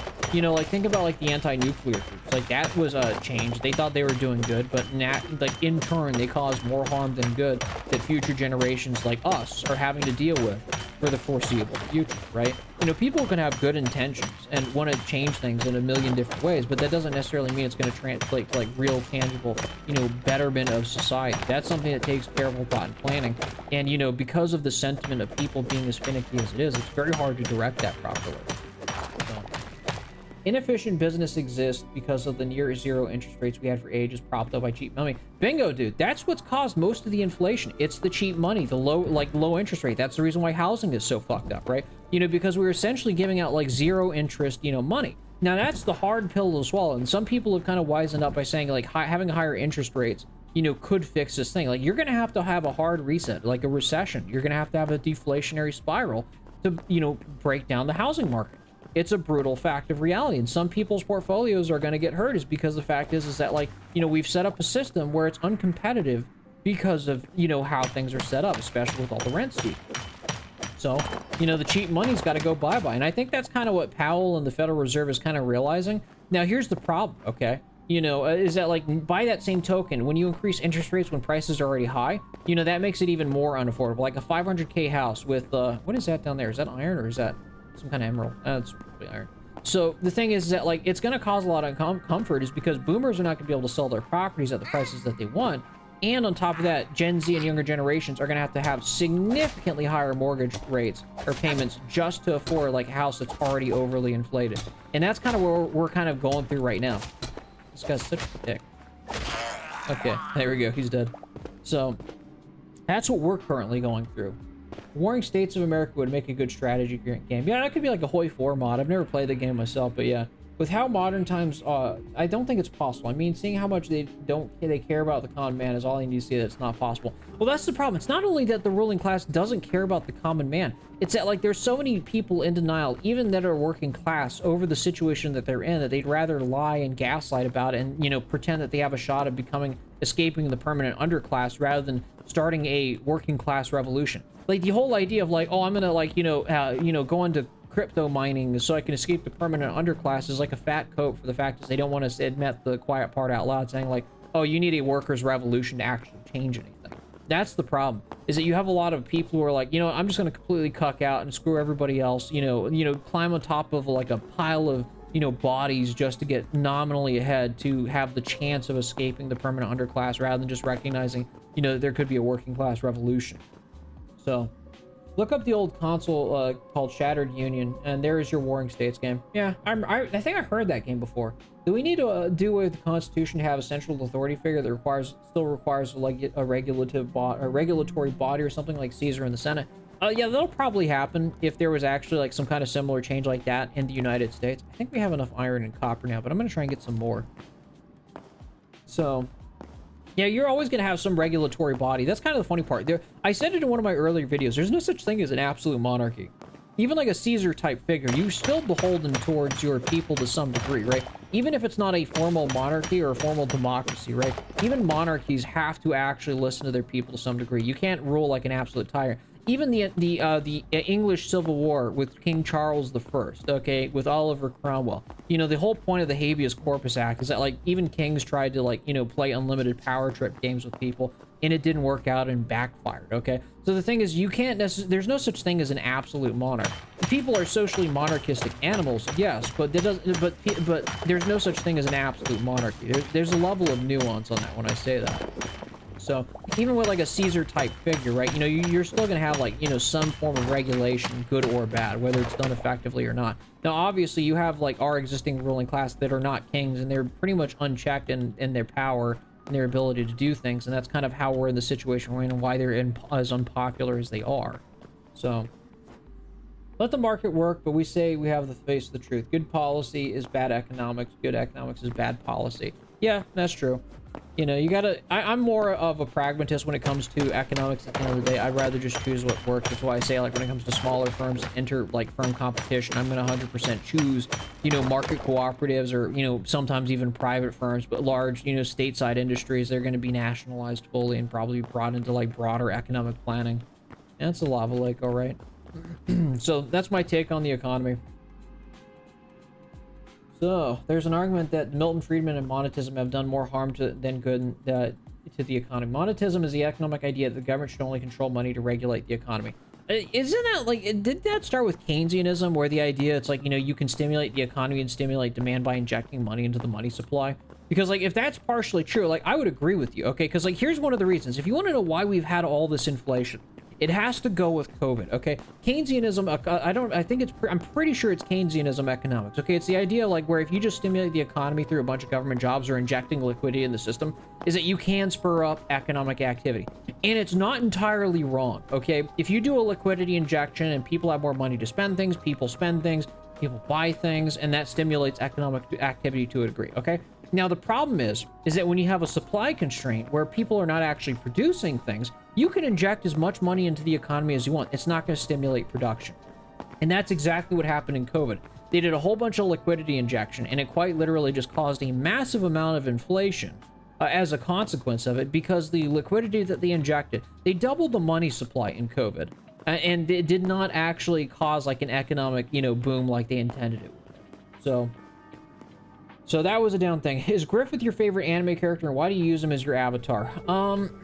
So 3 years ago, I was like, this character looks pretty nice. He has a nice design. He's got one of the like aristocratic looks, and I was like, I just kind of like the design of the character. Then I realized he was like a pretty evil character after the fact, and now I'm just kind of stuck with him, is because that's kind of how I'm known on the internet at this point. So it's like, I've kind of transitioned to more of like a generic white-haired dude in like in a suit and tie. Just because the fact is, it's just a little bit more like, independent as opposed to just being a Griffith like VTuber. But that's at least the reason why I took it at the time, is because I thought the character looked neat. So would one day, would day one, would you lift all sanctions on nations? The reason I asked is I heard that if you open up markets, it can take care of a lot of extreme parties because people would be better off. Now, when it comes to sanctions, like sanctions have been a tool by the United States to kind of like, kind of force people to adopting like their economic policies across the world. It's kind of a tool from like, the Cold War era, side of policies and stuff like that. Now, I wouldn't necessarily get rid of all sanctions, but the thing is I would probably lift up a lot of sanctions so we could facilitate trade. It's because the fact is, if you look at like the technology that's coming out of China, it's incredibly affordable. It would solve like 90% of the cost of living crisis stuff. So I would probably lift sanctions on that and facilitate trade between those countries and ours, right? Because the thing is like, we have like a heavy-weighted currency that can buy a ton of things. They also make things pretty cheap, okay? We can actually make American labor competitive. We just if you remember like with like Lend-Lease, during World War II, where, the Soviet Union didn't really have the capacity to actually, set up industrial production or factories or farming and stuff like that. A lot of the times is they bought the capital that allowed them to more efficiently to set up this stuff than if they had tried to do it domestically on their own terms. And that's the way I see it, right? Because there's some things that like, initially you're not going to have the ability to be competitive first and foremost, so taking on technologies and, taking foreign investments, not necessarily a bad thing. Like even Trump's trying to do this. I'll bet he's probably going to fail at it for the aforementioned reasons I've talked about endlessly on this channel. But the thing is, it's not a bad idea to lift those trade restrictions and just accept incoming capital so you could actually produce things more effectively. Right, is because, think about it this way. If you need a socket wrench, right, would you rather, if you have two equivalent socket wrenches, and one company produces it infinitely cheaper and it's much more efficient, much better, and more durable, why would you not use that as the basis of your toolkit as opposed to just buying something, that's more expensive and less efficient, right? You're going to take the more efficient tool, is because whatever tool that goes into some industry to produce things, it's going to make it more efficient for that thing to produce it, right? And that's why competition, it's like, doing this kind of an economic protectionism that the United States is doing, it's just, it's a plan for disaster. It's just not going to work, but they're going to try it anyways. I can't stop them. So if they want to be retarded, they can be my guest. So, would you heard of Larry Fink? Yeah, I don't like the guy. I would strip Larry Fink of his citizenship and dump him in the Ganges River. That's my opinion on Larry Fink. So, Sarah Payne was right. It's all in the institutions. The secret the Greek taught, Rome taught the oligarchs in Britain. Yeah, you're right about that one. Griffin is still based. I love Berserk. Oh, Berserk's a great story. I've never actually read the manga. I've only seen like the Golden Age trilogy, the movies or whatever, but that's about it. What's up, Generation Apollo? Hope you're doing well. I've seen you in my comment section before. Welcome to the live stream. Why do you think the California high-speed railway project keeps getting money dumped into a black hole? Oh, you're gonna love this one, okay? It's because of Elon Musk.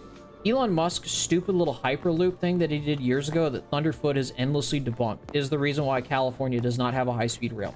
Quite literally because of nepotism and flashy lighting tunnels, lit tunnels, is the reason why California does not have a Hyperloop. Is because Elon Musk was like, no, does not have a high-speed rail. Is because Elon Musk came in, tried to do the Hyperloop thing. It completely flopped. It's because he's retarded.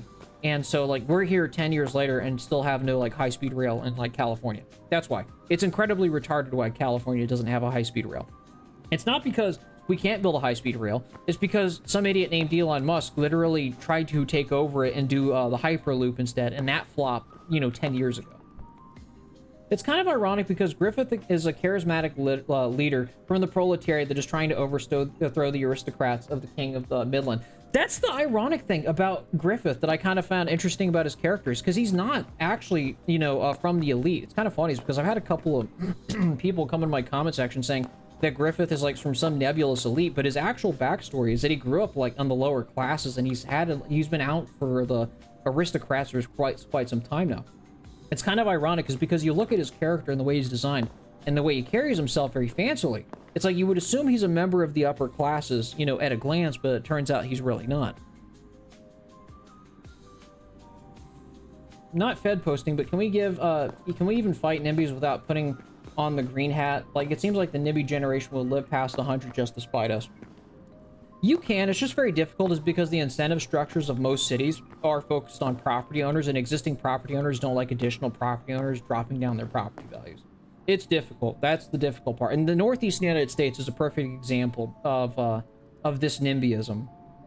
I always think maybe fourth branch of government that is staffed by people from various private sectors to audit the government to around constitutional law, even in the Supreme Court. Yeah, that, you know, the thing is that like there is a balance of power and tension between like the three branches of government. I don't know if that's really panned out, but it's not a bad idea to have industrial leads, you know, participate in decisions of government. But the thing is that there needs to be a level of accountability with that. Is because the thing is, like, we already technically do have those business elites. Like, they go to the White House. You know, you saw Mark Zuckerberg, Elon Musk, and these different plutocrats go to the White House. And they're not making things more efficient. They're not doing things better. They're just quite literally just going there to get better deals or weasel out around certain laws or whatever, right? So it's like, you know, how do you have like a level of accountability to keep them in line? That's the fundamental problem of the ruling class.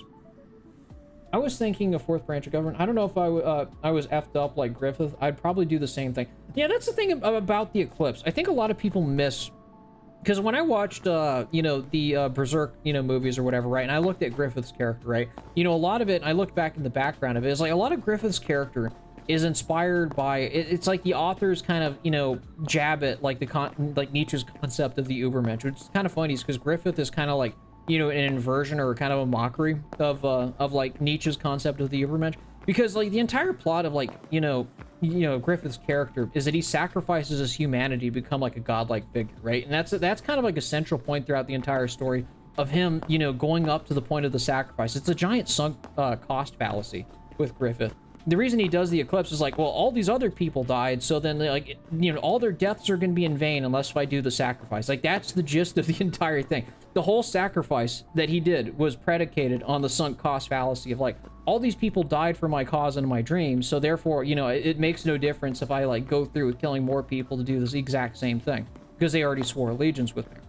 You know, and that kind of ties into the whole thing. It's like, you know, it's kind of an inversion of like Nietzsche's like concept of the Übermensch, where you know, Nietzsche, like, where like, you know, Griffith is essentially exchanging his humanity, becomes something greater. He's overcoming his humanity in a sort of sense, right? But, you know, the author of Berserk more or less, you know, kind of inverts this kind of thing. It's like something to be achieved to something to be like, you know, kind of shirked at, like, you know, sacrificing your humanity is kind of bad. So that's the interesting thing about the Griffith thing. But like, that's kind of thing, I like most people, if they were in the same situation as Griffith, probably would have done that. Let's be honest here. Most people, when they say they wouldn't do that, are probably lying. So, yes, it would have to be free from lobbying. Do you think there's someone actually embraced AI like China in the US would see a massive shift or no? I don't know. If there are more positive instances of AI being used to benefit the vast majority of people, maybe. Maybe. What's up, Netflix, Lauren? Yeah, dude, I'm live. I'm just doing a chilling chat stream. You know, anybody's free to come in, come chat, you know, whatever. It's just kind of one of those things. It's like, I'm going to play a game and just kind of chat with people in the comment section. What do you think if someone actually, or no, the show called The Elites are parasites, but no mobile VTuber? What's a mobile VTuber? I've never heard of that one before. I'll have to wait on that one in the comment section to see like what a mobile VTuber is. I've never heard of that. Like, technically I am a VTuber is because I am using like a VTuber persona to talk about ideas, but like, let's be honest here, when it comes to like the politics I talk about, like, by the nature of being into politics, it's like, you know, this is like something most VTubers, like the mainstream VTubers, just don't talk about. It's because, let's be honest, like most VTubers are women. They're kind of designed to appeal to the male gaze and just kind of like necessarily, You know, they're apolitical by nature to try and appeal to as many people as possible, like HoloLive or whatever, right? So, the so-called elites. Yeah, there are elites. You know, the biggest problem with our elites is they're just incompetent and retarded, and they just make everybody's lives worse to basically enrich themselves, which is, you know, gonna lead to their downfall anyways. But I'm still waiting to hear what that, like, mobile VTuber is, but no mobile VTuber. Like, what is that? Is that like a vertical thing? DeepSeek is pretty good as an AI model since it's pretty cheap to run. DeepSeek is really good at mathematical, you know, reasoning. That's what I like about DeepSeek. It's very good at that. It doesn't have, you know, strong coding abilities, but it has really good mathematical reasoning. Claude has the really good coding abilities. ChatGPT is well-rounded in a lot of ways. It's very good at the image generation stuff. So there's a ton of neat AIs. AI right now is slop. Look at ED, Zytron discussing the financials and the errors. Oh yeah, the AI... The funny part is AI is kind of imploding right now because the token costs are actually outweighing like it would have taken just to hire somebody as an engineer, like directly, right? They're finding out that, like, you know, actually hiring somebody and payrolling an engineer is actually cheaper than, you know, spending a ton of money on their tokens. Like Uber's, you know, running with their running like a chicken with their head cut off. You know, a ton of companies are kind of like looking at the financials and realizing that AI is not actually cheaper than humans. And you want to know why? Is because somebody actually already made a video on this, and that's something I could talk about for a little while too. Is that, like, you know, where in the right world did it ever become, like, intelligent to not realize that, like, the human brain only takes 20 watts of power. It's not a lot of energy. It's actually pretty insignificant. 20 watts of power is all that's needed to run your brain. And you're telling me that a data center that's probably hooked up to a nuclear power plant is going to be somehow more efficient than, like, something that only takes 20 watts? You're talking about, you know, millions of years of biological evolution that have designed brains to be much more efficient in general. Like, you're not going to compete against that within, like, you know, like 50 years of just advancing computing technology. It's just not a possibility. So, so-called elites. DeepSeek is pretty good. Like an animated VTuber.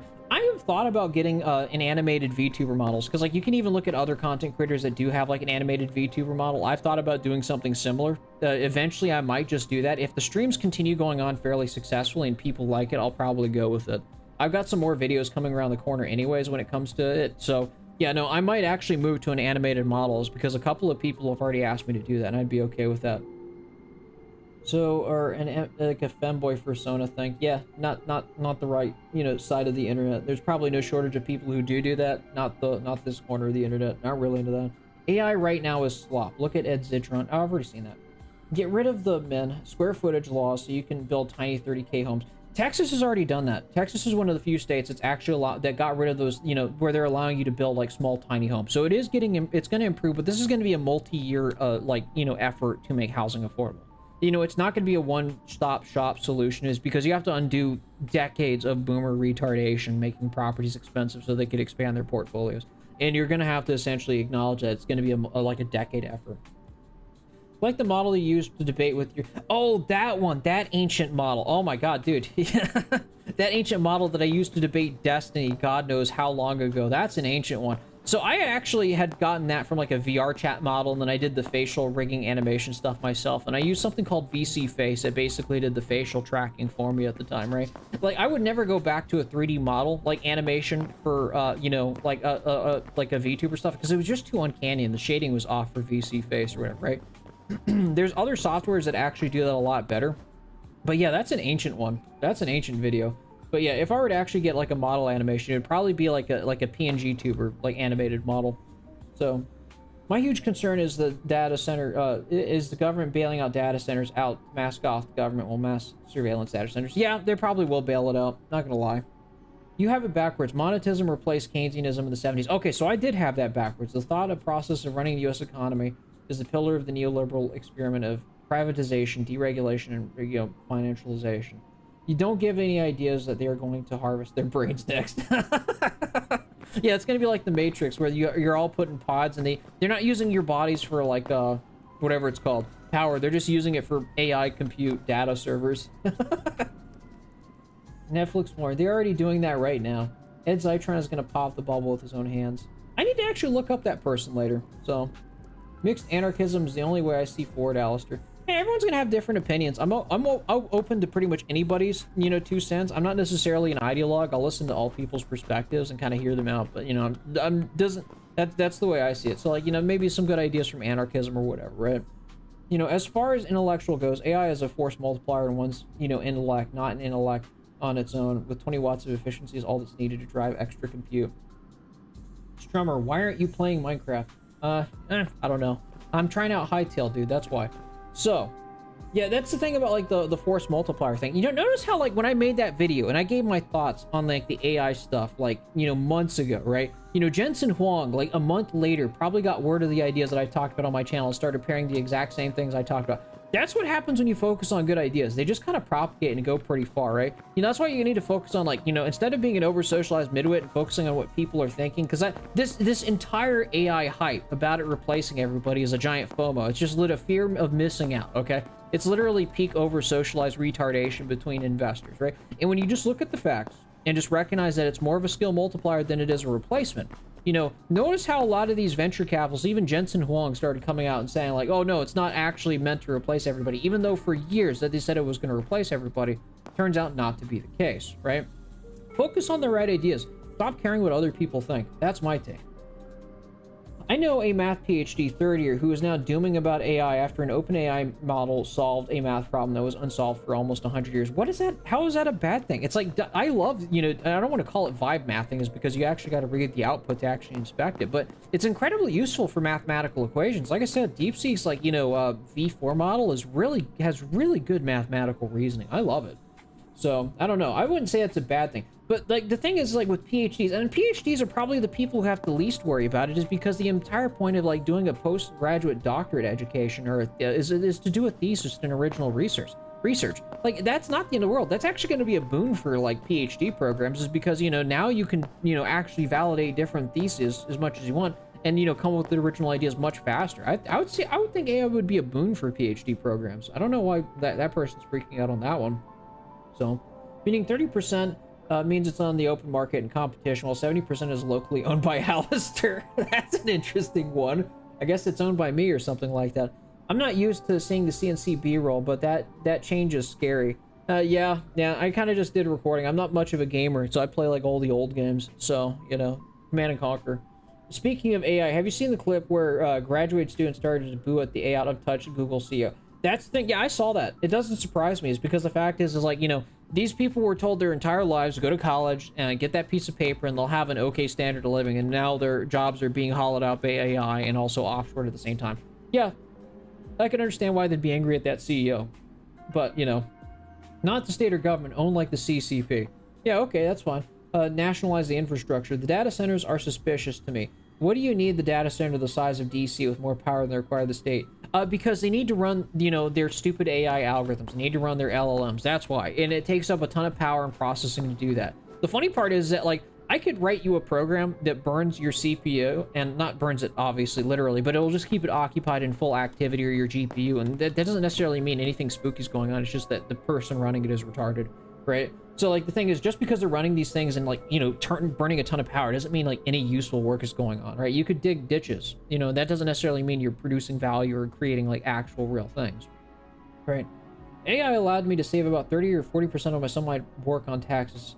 It got real good in cases when it's used correctly, when we used the Copilot and the LLM model. Yeah, no, I agree. Yeah, that's the thing. I'm pro AI, but I think that they're really overestimating the extent of what it's going to do, is because, like, you look at the vibe coders and they're able to create one-trick ponies, but they're not capable of creating, like, you know, maintainable software base where they can update and add features to it. You know, they're always having to say, ChatGPT, generate this, but no mistakes this time, and then it still generates a mistake. It says, I'm sorry, I shouldn't have done that, and they just do that infinitely until they run out of tokens. So, it's to put you in your place when you question the government. Okay, Metal King. I don't know what Metal King said. Humanoid robots are a bigger threat to the working class than foreign workers, in my honest opinion. Yeah, I don't know. The thing is the humanoid robots, they've been saying that for a decade or so. I don't know if I fully buy that. Maybe, like, don't get me wrong, like, automation is, like, and mechanization, if you want to call it that, has been going on for quite some time now, but it's just, like, it's not as, like, potent as people pretend it is. Maybe with AI, like, because, like, OpenCV has existed for ages, where you can, like, actually process through computer vision things, right? I haven't used OpenCV much. I've kind of run some stupid little Python programs here and there, right?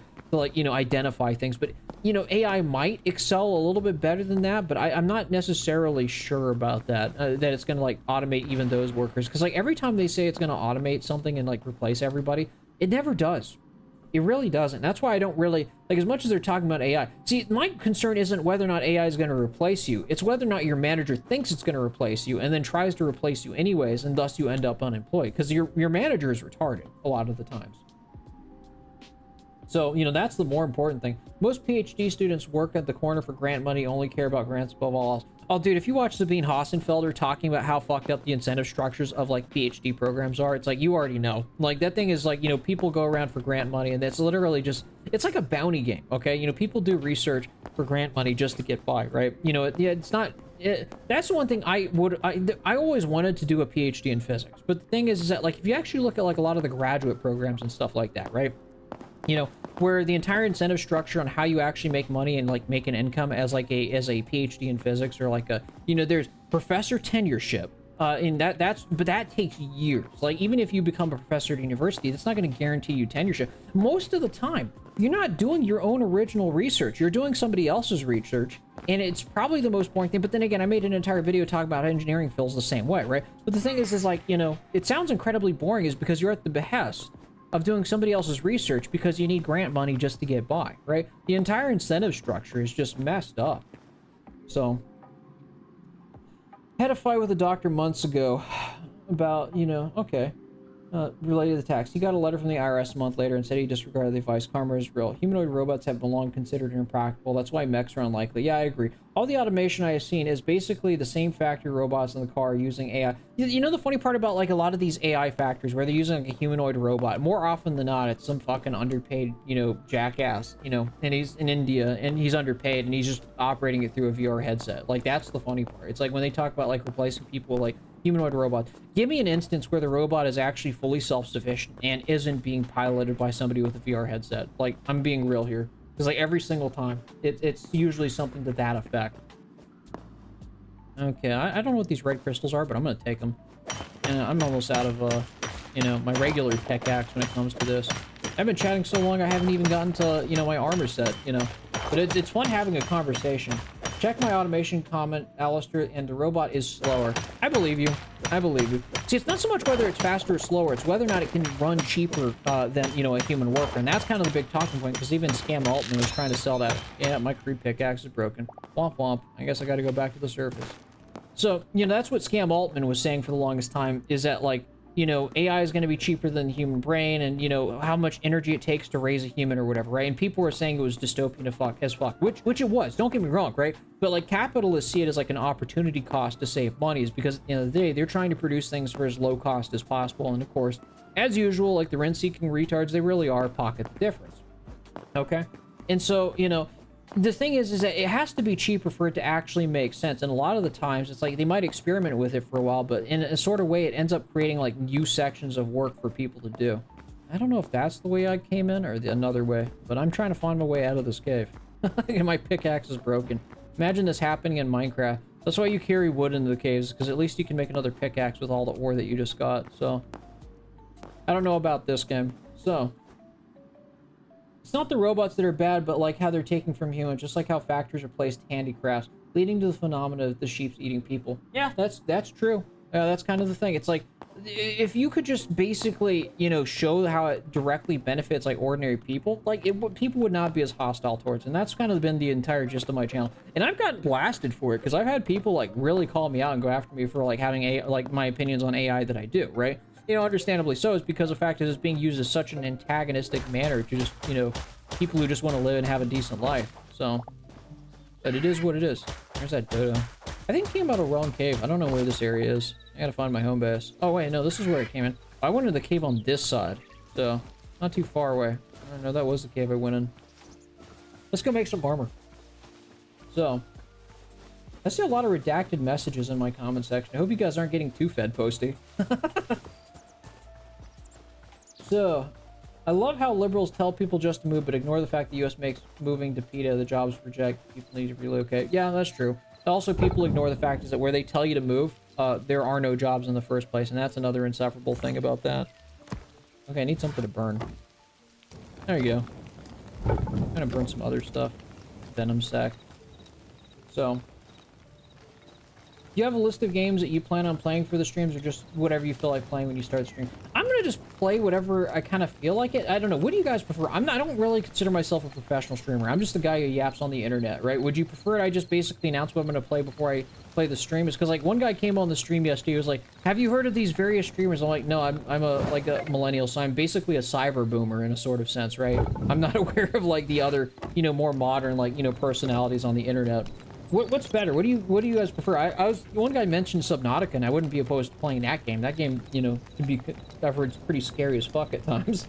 It looks fun. So, watch Edge Zytron talk to Gamers Nexus if you want to hear the best roast of Scam Altman. Okay, I'm gonna look up Ed Zytron on that one because people keep mentioning him in the chat. Do your personal friends share your political views? No, I'm afraid, like, I wouldn't say they share my political views, but it's like, you know, the thing is that my political views tend to be very unique, and so the thing is, it's kind of hard to say, like, somebody who point somebody in the world that says, like, you know, that believes what I believe. Is because you can tell I, you know, kind of go veer off on my own path a lot of the time. So I would say, yeah, I have friends who do share my political views, but, like, you know, my political views are a bit different. So, want a good scary game to try out? Try Darkwood. Yeah, sure, man. I'll try that out. I wouldn't have a problem with it. I'll just take a note and then, like, take a look at it and then go buy it and whatnot. So, yeah, I'd be up to trying out different games. Whatever games you suggest. See, that's kind of the thing, okay? I'm going to give you a little bit of a story. Here's going to be a little bit of a lore dump about Alistair, okay? Well, I used to play games a lot when I was in high school and, like, right as I got out of high school. But when I went to college, I was one of those people, because, like, when you're doing, like, an engineering degree, and anybody else who study engineering, you know, some people get back into video games after they finish their engineering degree or stuff like that, right? But because, like, you know, you're so occupied with studying and working, there came a point in my life in the 2010s where I just didn't have any free time to play games, so I just didn't play games a lot, okay? And so when you don't play games for, like, 5 years at a time, you come back to games at another point in your life, you're just, like, you know, it just doesn't land the same way. And so, like, I never really fully got back into video games, you know, when I got out of college, just because I was just so used to being in robot mode, you know, doing homework, working in the library, you know, spending sleepless nights in the library studying things like quantum mechanics or whatever, right? You know, solid state electronics or whatever, right? And so, you know, I haven't really been super into video games in quite some time. I don't really play a lot of video games. That's why if you look at the gameplay footage I use for my videos, they're all like 10 or 15-year-old games. I was even using the Windows screensaver for a lot of my earlier videos. So, I mean, I'll definitely take suggestions on games that you guys think are fun. I'll try out Subnautica. I'll try out Darkwood. But yeah, no, like, that's kind of the thing. It's like, I'm not much of a gamer. Like, that's kind of the thing. And that's kind of an awkward thing, is because when you're a YouTuber, you know, because people used to point out with my older videos, is that, like, here's kind of an interesting thing about running a YouTube channel, right? Is because I used to make more video essay style content back in the day, right? And so the thing is that you need, because it's YouTube, it's a visual platform, you need to put something on the screen, right? And so when you're making a video essay, you can add different images, infographics, or whatever to the screen, right? And that's basically going to keep people's attention on the screen because you're going over infographics. You can use this with my current videos, right? But the thing is, there's going to be points where you're talking in the video and you're just talking about things, and there's not really anything on the screen. And so, like, you know, that's why the gameplay footage really kind of like fills in as a substitute, is because the fact is you have to put something on that screen, right? And so the thing is, if you're doing a video essay, it requires a lot more complex information that you just can't do on like a weekly basis, right? If you're putting like gameplay footage in the background, you know, that's something you can do and still talk into the microphone and still, like, you know, carry on with things, right? So, you know, that's kind of the thing that I noticed. So I just ended up using like gameplay footage from games that I used to play like a long time ago. But yeah. You might like the game called Vintage Story. I actually downloaded that recently, so I'll probably try that, you know, as well. It's like Minecraft with better games. Somebody on my server was playing it and, you know, suggested it to me as well. I prefer that you play random games. Okay, yeah, I'll do that. Do you think that young people in the future will be more contemptuous of the idea of supporting the elderly due to boomers abusing social welfare and voting themselves more Gibbs at the expense of everybody else? I think we're already there. I think the thing is people are already pretty hostile to the elder generation. I kind of have to pull people back and say, like, you know, not all old people are going to be like that. We're all going to get old at one day. You know, I personally don't have a problem with supporting the elderly, and I think the young should. You know, it's always been that way throughout history, but the boomer generation has been exemplarily insufferable, exceptionally insufferable, to such a degree that I think it has poisoned younger generations into the idea, and it sucks. I don't think anybody else should kind of suffer with the kind of, like, you know, I would say kind of hatred that younger generations have for the elderly at this point. But it is what it is. You know, you can only, you know, give your opinion and then move on with that one.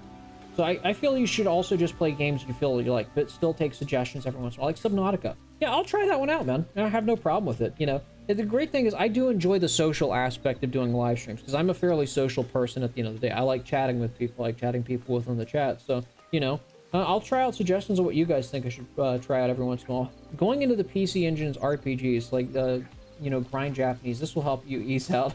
Is that, I'm guessing that's like a troll game. I'm not familiar with it. But yeah, I'll take your suggestion. Sure, why not?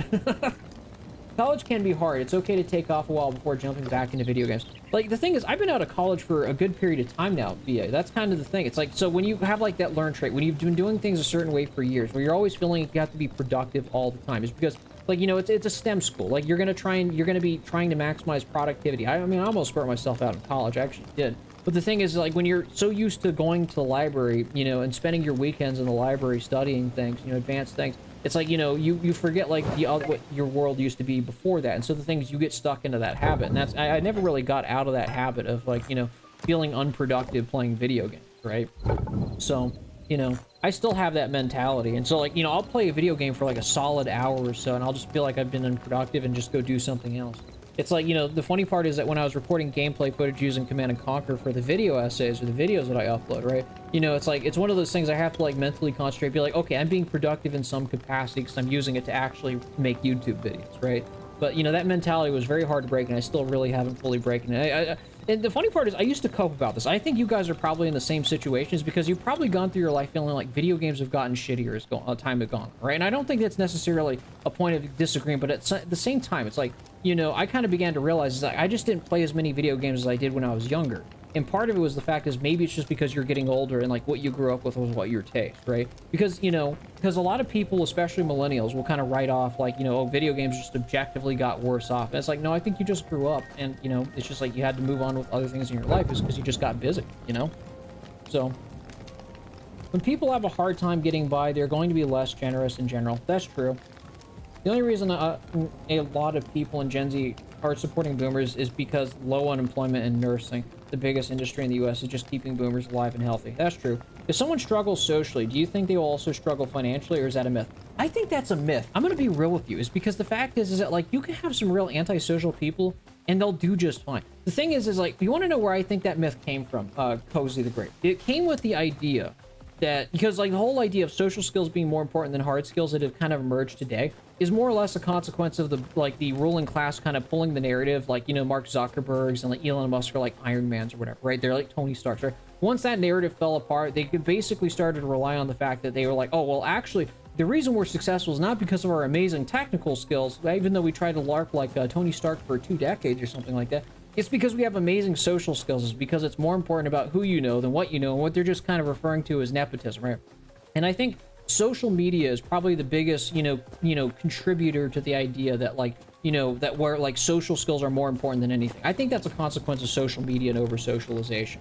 That's my hot take. I don't think it's necessarily conducive or indicative of whether or not somebody is going to be successful in life, because you can be like fairly asocial and you could probably be fine. It's been that way, you know, for most of human history, right? I think social media kind of, you know, really kind of kicked that notion into like full gears, because I've noticed it with the advent of social media, especially over the last 6 years, with everybody using social media, is like, you know, you have like the notion of like, and I call it over socialization at the end of the day, is because the fact is like socializing on anything just seems to be such a central point of just, you know, everything nowadays. And I kind of blame social media on this one, because like people are just so connected now. That's my take on that one. What is your favorite games of all time that you can think of? Oh man. I would say either Halo 3 or Command & Conquer. That's the most millennial thing you're going to hear on this channel. That's peak millennial right there. So, you know, there's another content creator by like, his name's like Classic Halo Commentary or whatever, right? You know, peak millennial. I think he's like a teacher or whatever, right? But like, you know, Halo 3, that's the most millennial answer I could probably give you. But yeah, Halo 3. That was probably that's a game I played a lot in high school. What do you, so I heard I heard a theory that hating boomers for hoarding wealth is a psyop to distract billionaires from destroying the economy. It's partially true, all right? You know, it's partially true in the sense that I said earlier in this live stream, is that, you know, don't think for a second the billionaire class will not actually turn against boomers if they can tap into the Gen Z rage to basically destroy Social Security and Medicare, okay? And boomers, you know, but the thing is boomers were well enfranchised into the system they grew up in. They have, you know, big portfolios. And partially, yeah, they do deserve a fair amount of the hate that they get, is because even like literally yesterday at the store, me and my wife working with a cashier on something, right? Boomer couple comes to stare at us like we're some nuisance to their existence for having to like have our own order. They were literally expecting the cashier to stop talking to us and serve the boomer immediately. It was the most insulting shit ever. It's like, even though there was a ton of other registers, there is a ton of entitlement with boomers, and the hatred that boomers get, by and large, I would say about like 60 to 80% of the way is genuinely deserved, the hatred that boomers get. Not all of it. Like, at the end of the day, I still believe in like Social Security, Medicare for the elderly and stuff like that, Medicare for all, generally speaking. And also, like, you know, seniors being able to have like an exemption on property taxes so they can just kind of quietly retire and like live a peaceful life at the end of their days, right? But at the end of the day, it's like boomers, you know, have quite literally rigged the system that even the younger generations can't get by. So there's going to be a backlash in this regard. I don't know why I didn't go make some armor now that I got all this stuff. I don't know if that bird's going to kill me, but you know, that's what I think about boomers. So I think it's going to overshoot. Yes, it sucks, but at the end of the day, it's like boomers do by and large deserve a lot of the anger that they get at them. You got the boomer stare. I got the boomer stare of how dare me and my wife insignificant, like, how should I say, basically irritate the eternal boomer on just being in their way. Yeah, that's essentially the gist of it. It's like, you know, me and my wife were just, you know, in the way of like the boomer's destiny to have their needs satisfied, and you know, us young people are just, you know, in their way or some shit. I wouldn't even consider myself exceptionally young, is because I'm a millennial. I'm a late millennial, but yeah, that's kind of thing. It's that mentality. Let's get some armor going on. So, craft. Let's get some of this. Okay, so put that there. Okay, so gloves are like a separate thing. I don't remember that actually ever being in Minecraft. I can get some gloves. I can go back into the caves and hopefully not get destroyed by those stupid bomber, like, goblins or whatever, right? Most boomers I know and clients who are boomers just don't have that much. Some boomers just own a lot of stuff and makes all other boomers look richer. Yeah, that's kind of the thing I try to say, is because the fact is, if somebody's a boomer from the lower classes, I have no ill will against them because they're in the same boat as us. If they miss that window for property ownership to build their portfolios, they're virtually in the same position as us, okay? And so I can't hate boomers who kind of miss that window. I can kind of basically be a little bit irritated at them is because they were given opportunities that our generation doesn't have, and be a little pissed at that, but at the end of the day, they're still in the same boat as us, so I can't really be as mad. The boomer problem is that they will pass their wealth on to their children. Yeah, I don't know about that. They might or might not do that. Time will only tell when it comes to boomers, is because a lot of the times it's like, you know, I've seen boomers and it's like they will literally like just give it over to BlackRock to screw over their kids. It's hard to tell. You never know with boomers. So, I just want to go back down here. I don't know why. I need to go get some more food so I don't end up killing myself and getting killed by some rat. But, yeah. Most boomers, it depends on the boomer individually. You know, not all boomers are like that. So I like I said, I can't necessarily hate all boomers. Uh-oh. Looks like we're having another crash. There goes the game.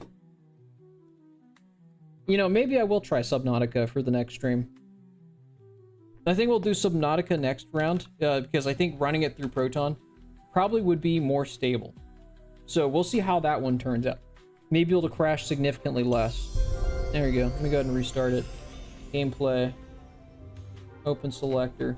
You know, one thing I'm going to complain about Linux right now. I'm going to complain about Linux when it comes to how they handle things. The one... Oh, yeah. Died by skeleton fire. That's just bullshit. So, one thing I hate about Linux, when it comes to OBS on Linux, it is that when it comes to selecting, you know, videos or windows, okay, if you were trying to do... Some things are a little bit jank on Linux, where if you want to actually record like a particular screen on Linux, is that you have to explicitly set it every time you open up the window. When it comes to the Windows version of OBS, it just scans for the executable. So it automatically knows like what path to look for when it comes to the process ID of like what it's going to like put on the window. But on Linux, it's like you could, you know, close OBS and it just like act retarded. It's like, what, you're not saving like the actual like executable path? So that's the one thing that sucks about Windows. Which Subnautica you want to try out? The first one below? Oh, which one do you recommend? What do you think is a good one? I was going to play Subnautica 2 or whatever the recent one is. So, oh, and I'm getting destroyed on this one. Luckily I got a full set of armor, so I'm good on that one. Boomers crashed the game and confirmed it. Yeah, fucking boomers, man. So yeah, I'll probably try the second one if that's one that you think is a decent one. I'll try that out. I can't even set a window on OBS since I'm a special snowflake who doesn't use a desktop environment. Well, that's crazy. You don't even have a desktop environment for your Linux distro. What are you running, like base Arch or something? How are you even watching this video, man?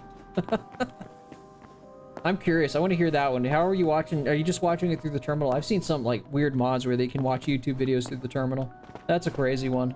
I'm just using CachyOS for my distro because it's like, you know, I'm not even a big fan of Arch. Just like, okay, it looked like it had some decent performance. Why did I? Yeah, see, this is the thing, is when you chat too much, you forget to grab a pickaxe. So now we gotta go back to the surface and get an iron pickaxe because we're dumb. No, well, we're me, not the other 70 people in this chat. I'm dumb. So we're gonna head back up to the surface to get an iron pickaxe.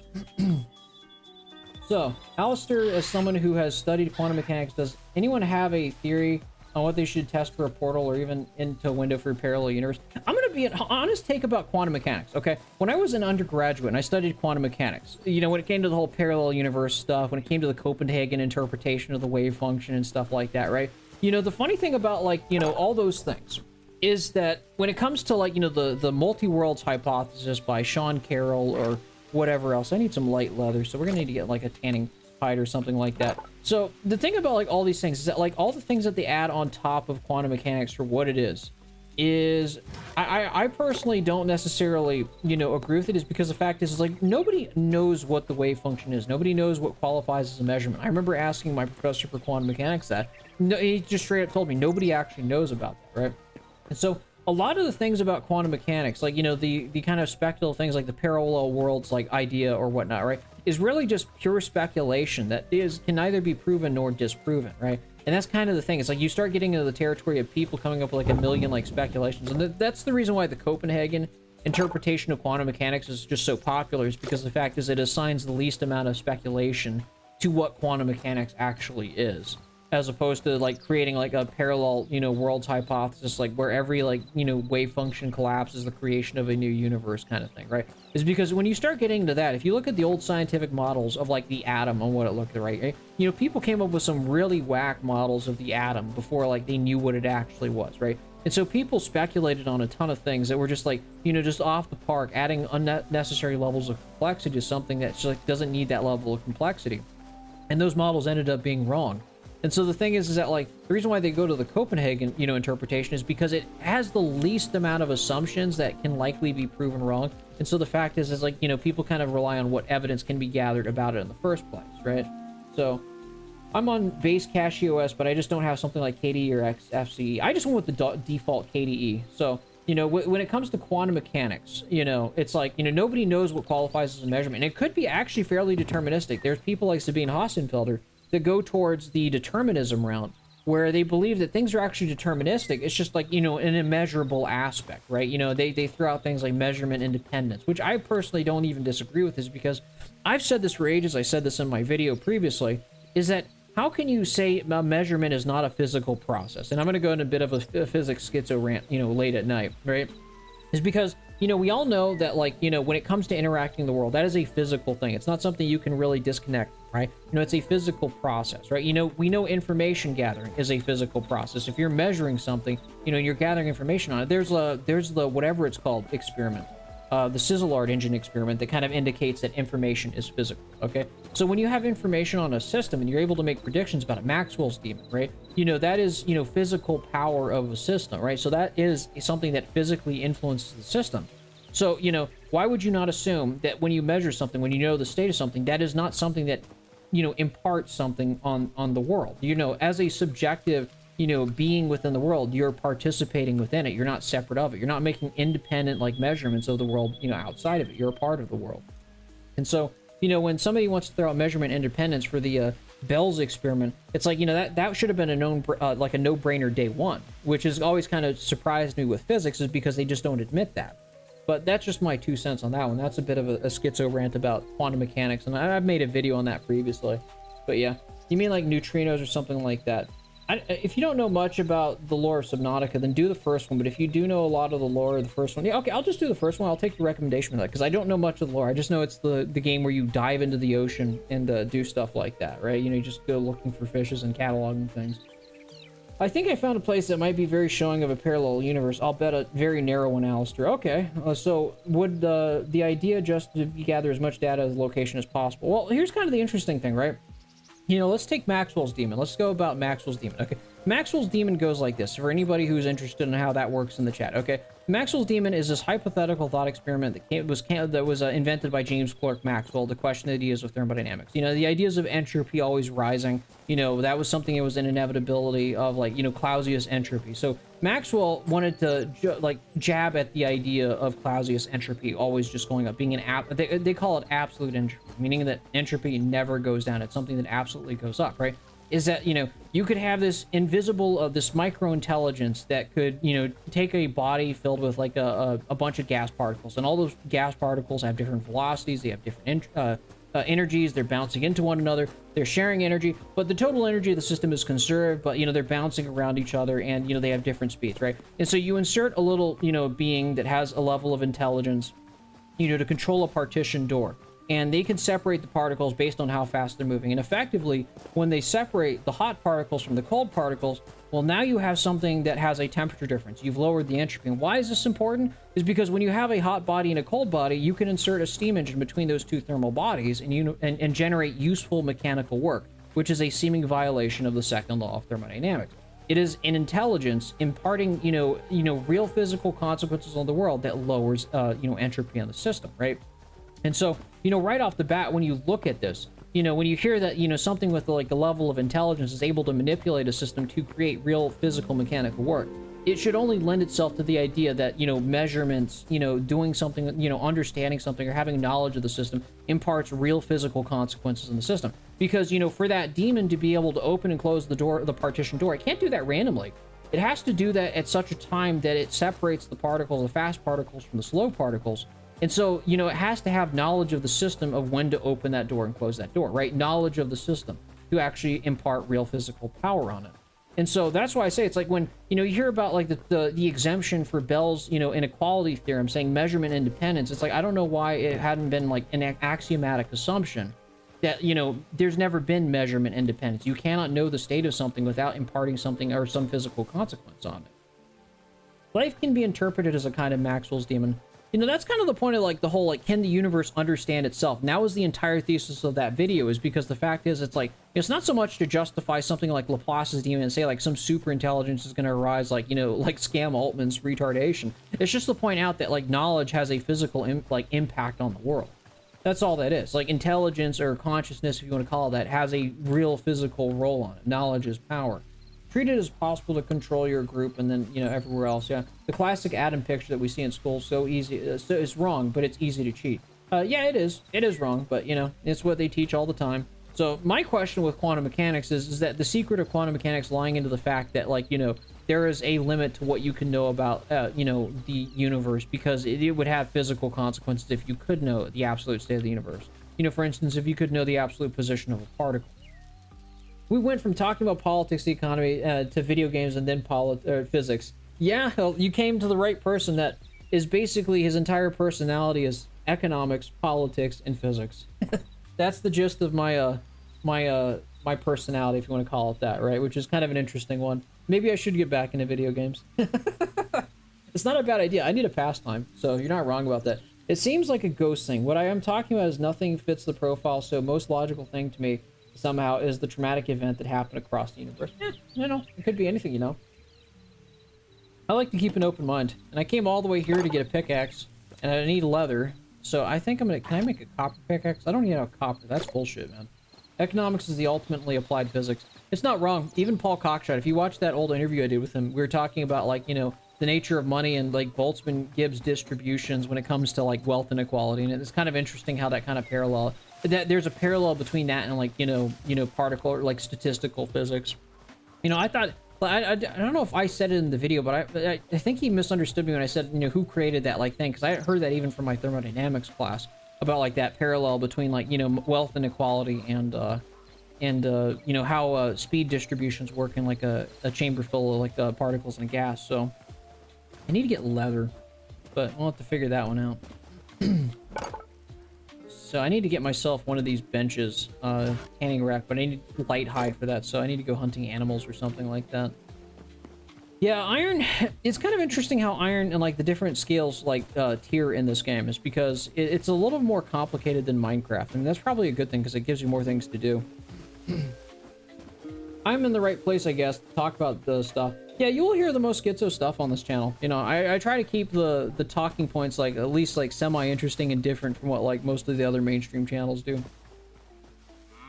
Do you follow Louis Rossmann since you're an engineer? I figured you've probably seen it. Yeah, I follow his videos. I agree with like his stuff on like you know, the right to repair. You know, because like I actually like some of his videos. I don't follow all of his videos, but I do follow his videos loosely. Yeah.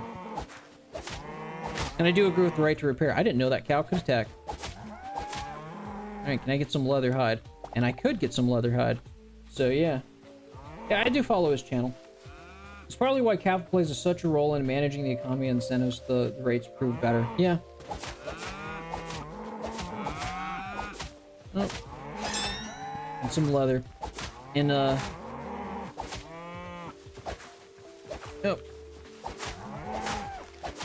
There we go. Some more leather. Yeah, cows, like, I remember in, like, Minecraft, like, cows were the only place to get leather, but I'm pretty sure if you go through other animals, you can get leather from them as well. Can't remember. Run, cow, run. Alright, let's see if rabbits give it. I don't think they do. I need to get myself a bow and arrow. Oh, trust me, not all the boomers are happy about this shit. Yeah, that's kind of the thing. If they miss the wealth jump, like, they're kind of screwed like us. Because they don't think they were concerned with how much people are hurting economically. The thing is like, the boomers that are doing well, they just don't care. That's the biggest problem. That's going to be, like, the boomers will just, like, scoff at you and tell you that, you know, you need to fix your own solution by yourself. And it's like, you're not going to like it if people do that. I'm just saying. It's like, you know, you keep telling people to, like, find their own way to fix things. And it's like, the thing is, if you take that to its logical conclusion and people start doing things, it's like, you're not going to like the solution to that. So... okay, now I got 3 light leathers, I'm thinking, so I can make... no, this is medium hide. Where is the... okay. Linen scraps. I have no idea where I'm gonna get that. What do I even do to get that? Light hide. Can be processed into light leather. Okay. So medium hide. Maybe it's a smaller animal that gets that. Why do you think Minecraft is still more popular than Hytale if it isn't already more popular? Because Minecraft's been around for ages. It's been around for like 15 years at this point. I still play Minecraft every once in a while, but it's just like, it has more entrenchment. Hytale is just like, Hytale's been like on and off for like a decade at this point. I remember like 2015, they've been talking about Hytale for ages, and they didn't really get going on anything until fairly recently. So, you know, I don't really expect it to get more popular than Minecraft. It's like, here's the problem. When you try and create a product that's competitive to an existing product, okay? Here's the problem. Let's do the thing about, like, you know, if Hytale was to ever surpass Minecraft. It won't, and I'll tell you why, okay? The thing is, if you're trying to make a competitor product, okay, you have to do things that the competitor product can't do to actually surpass it, okay? Like, let's compare it with, like, you know, Discord. If somebody wanted to make a Discord alternative, they couldn't just make a Discord clone verbatim, like, equal in all quality and respects to Discord to get people to jump. It's because people are already entrenched with the product they're already using, okay? So, you know... and now, if you were, like, let's compare it to Discord versus Skype, okay? You know, why did people leave Skype? It's because Discord had way more features than Skype ever did, and so the fact is it just became more convenient, and so people could kind of escape the entrenchment of Skype or TeamSpeak, just because the fact is there were things that Discord offered that those platforms didn't offer, right? So, like, if somebody's gonna, like, you know, overcome, like, Minecraft or something like that, they have to create a game, and it might not even be, like a block-adjacent game, and I don't even know if it's possible, is that, you know, it has to be something that can overcome, like, that entrenchment threshold that keeps people on the existing platform. It's the same thing with Windows and Linux, right? You know, even if Linux did exactly everything Windows did, okay, Linux would still have a tough time taking off is because people are already used to how Windows works. It's like nobody wants to learn a whole bunch of things new just because the fact is just to do the exact same thing over and over again. So, you know, given the choice, if, like, Linux did everything Windows did, people would, by and large, stick with Windows just because they're used to it, right? So, like, if you want people to swap from one product to another, you have to have something that the other product can't do that's an incentive for them to jump, just like when people jump from Skype to Discord. So, that's personally why I think, like, you know, Minecraft, like, you know, Hytale's not going to become more popular than Minecraft. That's just not how it works. I mean, I could be wrong. They're free to prove me wrong. I doubt that, you know, just based on, like, how things work and product entrenchment. So... you're right, they don't like what will happen if we fix things. That's why they purposely set up a system blocking getting those positions of power. Yeah. The actual thought is that Thomas Massey was going on a date with AOC based off of those AI videos. Did anybody actually buy that stuff? Yeah, that's so stupid. People actually fall for like the dumbest things. But yeah. I think I'm gonna go ahead and close off the stream, just because like now that we've been streaming for about 2 hours, that's like usually the max amount of time I like to do. And I've enjoyed it thus far. It's been a fun time streaming with you guys and having you guys' company. But I think I'm gonna go ahead and close it off for the rest of the night, and I'm gonna continue on with Wage Rage Radio. I've got some new videos coming out, so just stick around for that one. But yeah, no, we're still resuming the standard content as usual. I'm gonna do streams more often. I'll do Wage Rage Radio on Friday, and then I'm gonna just do like one-off solo streams every once in a while. That'll probably be more sporadic, and people are free to come and go as they please. But we're gonna swap it out between the two, and then continue on with the standard content stream going on. I'm still like the most inconsistent uploader on the platform. I got a new video coming out here soon. But I hope you enjoyed the stream, and I hope to see you in future videos and future live streams. So you guys take it easy. Peace, peace.